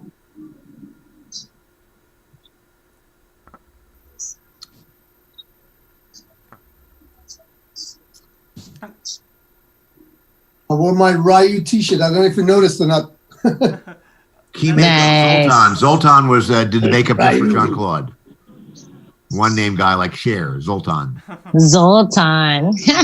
What planet was he from? Oh, no, he would touch up his abs. I mean, John Claude really is cut, but they would still touch up the abs a little bit, you know. Oh yeah, that's a necessity. Even if when I do Halloween costumes, if the character has abs, I touch them up. Put a little contour on it. So there's a scene coming up. I'm very excited about this. I don't think I've never seen the scene either. See, we have a boat wrangler, Come here. armorers, stunt riggers, safety officer. Greensmen. What do the greensmen do? All the plants. In other words, like for example, the there's a palm plant. trees. So so that whole temple, all those plants, and even if there's a potted plant on somebody's desk, you know, basically. Wow. And then Best Boy is the assistant to the cameraman who loads the film. So there's new film, they load it in a bag. The Best Boy also does the slate. You remember? Take one. Yeah. Yeah, I think that was the one I always wondered about as a kid. Like, what's the best boy? Yeah, and a grip is anybody that grabs things, just the raw labor, the grips. And the gaffer is someone who hangs lights, and that's a circus term from back in the circus. A gaff is, you know what, if you ever go fishing, there's that thing with the hook on the end. There's a point and a hook both. Right. To pull a fish in the boat. A similar thing is used on stage productions to like pull ropes down and hang lights back in the day. So the term came over from the theater and circus, the gaffer. Interesting. So there we have a little bit. There was a little CGI there. See, we had a little bit. Oh, but you don't not notice it. You don't notice it. Yeah, there was unless it's on the screen. That's why it ages so well. Yeah. Yeah. I think it might have been like there was a hotel across. There was a hotel like across the river from the headquarters. Like when John Claude gave his speech. Like I think there's a hotel that was visible behind that building. So like in like one or two shots we took it out. It just seemed like kind of ruined the feeling of being in this, you know, third world country. Here's the Thailand unit. You see, we had Thailand, we had Australia, and we also had Vancouver. I forgot. Yeah, I guess we do usually have the 9,000 names here. Lots of Thai names here. I could only imagine how much everyone there had fun. I mean, all these people working out, acting, action stars. Yeah, I think it was a fun shoot, and I think all the single guys had a fun time in Thailand. I'll say no more on that topic. Oh, of course. Oh man, that has to be like a formative experience to go to Thailand single. I went to Thailand with my husband, so. But in 1994 was different. 1994. Yeah. There it says, I wrote the song. See, lyrics by Steven Souza, music by Graham Revell. That's the Bison Troopers marching song. That's great. Which Okay. You hear on the loudspeakers when they go when they pretend to join Bison's army, and the lyrics are available on the new DVD that you're all gonna Blu-ray. You will see the lyrics. You can like sing along with the lyrics that go by. There's the scene. At the screen, we'll pass out the lyrics. We'll get everyone in chorus.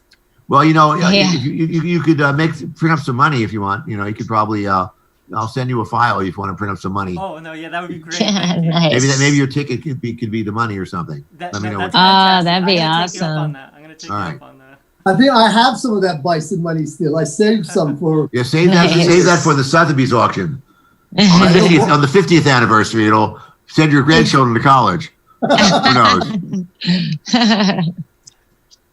Oh yeah, Jay. I mean, it's okay if you don't have it in arm's reach. Did you still have your Vega mask? Here Yeah, I we go. did. The after the credit scene. Oh, he does have it in arm's reach.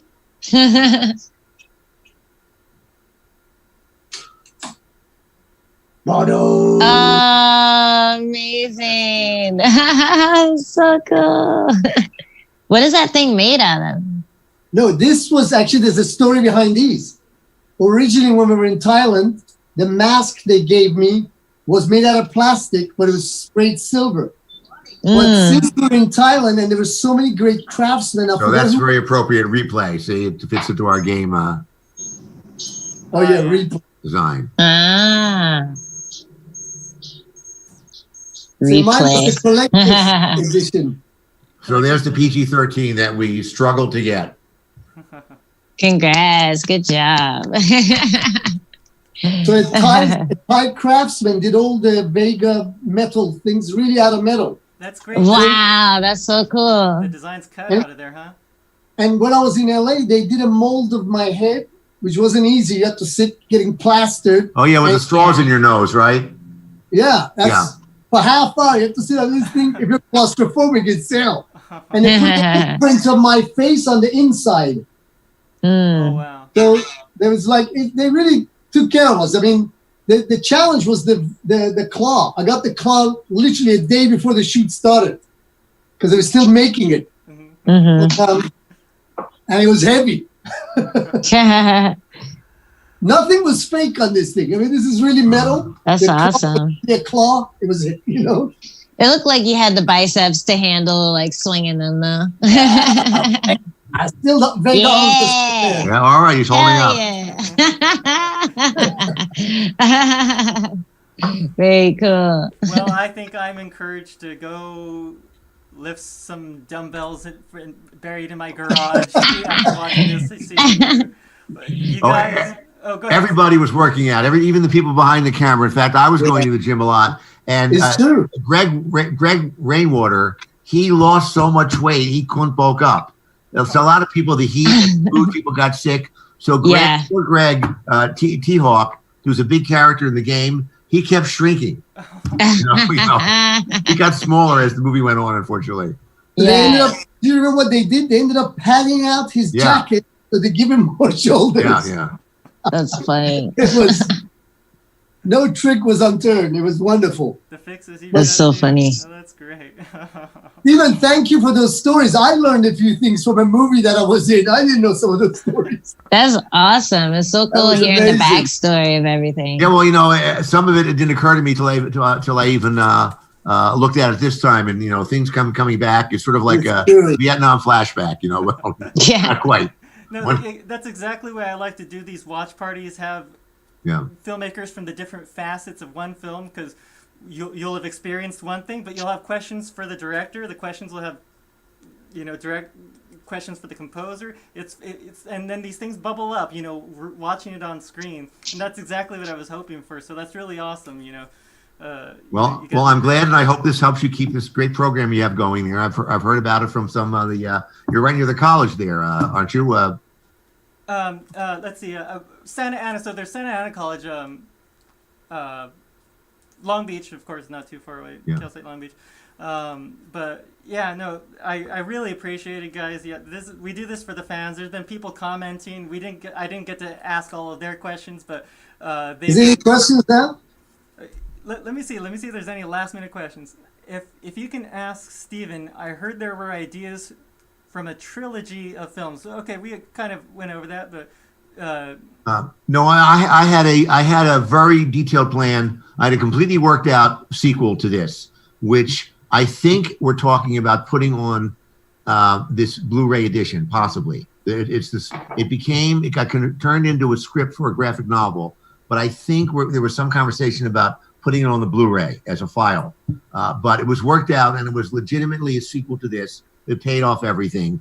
And about 50% of the ideas in that went into the animated TV show that was on for 2 seasons. Mm-hmm. It ended up diverging because it was, I think they did 22 episodes, or maybe even 44, but you know, that's like 20 hours. A 2-hour movie is not going to fill that. So it went off in the new directions. And some of the characters had their own adventures in which only they appeared. So there was a plan for a sequel, and look for it on the special Blu-ray edition that's coming out at the end of the year. And of course, there was a video game based on the movie, based on the video game. Yeah, I mean, talk about like the worm Ouroboros, the snake eating its own tail. They have a video. By the way, people say that the gameplay on that game, Street Fighter, the movie, the video game, was very good gameplay. It had a lot of fans. But everybody got to get digitized. Jay can tell you more about that process. They went to a special set, right? Oh, yeah. They had to pose and move. Yeah, the blue screen, and every character had to do their moves, and any new things they wanted to do, they added to the characters. Because I added a few favorites. Didn't you have to die? Nice. Did you have to die? Well, we did everything. But you had to die. You had to make your character die when the character. They did everything in the game that you saw, but it was amazing. And I have a funny story. I went to an arcade once, and after the movie was done with my wife, and I saw a whole group of people around Street Fighter. They're playing. The kid was playing Vega, and he was losing. And it was so hard to see my ass getting kicked right there. The guy was beating me up. So I sneaked up Steven to the front with my cap on, and I'm telling the kid the special moves. I go, push it down, turn it to the right, push it down. And it was like, he listened to me, but after a while he looked up and he kind of looked at me for a second, and he was like, no. It was like one of those moments. But That's amazing. My wife grabbed me and pulled me away. It's like, man, this guy looks familiar. Yeah, that's why I can't play the UFC game. It's too. I don't like losing while I'm playing myself. It gives me anxiety. But Steven, while I have you there, I just want to say thank you, because this was my first movie in Hollywood, and you really gave me the first start. And I want to thank you for the. Well, thank you for doing such a wonderful job. Really. Thank you. All right, guys. And I want to say if you ever do a sequel, call me. I know. Get your information to me. Yeah. You never know if we ever start filming again, and people are saying we're going to start filming again in Los Angeles, but it's still not organized, and the unions have to agree on safety measuring things. I know people who are filming in Europe right now. The worst is over in Europe, so they're filming in. People are filming in Prague. People are filming in the United Kingdom and Ireland. New Zealand is good. A picture of mine being done in Italy at the end of the year. But nobody really knows when it's going to start up here for real. It's frustrating. Yeah. It's crazy. We can watch this again and again. Anyway, good luck to the Freedom Cinema. Thank you for joining us. I'm happy to be part of this. And Say Get back hello to me. the We'll family. think about some. Maybe we can send you the lyrics for the Bison song. Your audience can sing it, and we'll maybe do money for the tickets. We'll think of something. Thank you, I appreciate it. Go ahead and stay on the line. We'll go ahead and say our goodbyes after my sign off. Everybody at home, thanks for joining us here for our Street Fighter watch party. We have the director Steven D'Souza, we have Vega himself, Jay Tavare, and we have MMA fighter Angela Hill. Somebody who's actually getting into the rough stuff. He's the real deal. We fake it. Thank you all for A joining street me. fight for a living. Remember, go down to the link, folks. Please give to the Frida Cinema. Help keep this nonprofit open. You'll love it if All right. you ever get to visit. So everybody, All right. have a great And- night. And Hadouken! Token. No problem at all. Thanks once again, Jay. You know, you hopped on before and you hopped on this time. Well, I let Steven. It was his thing. Oh, You know, yeah, I didn't want to talk. No, for sure. But we had fun. It was fun.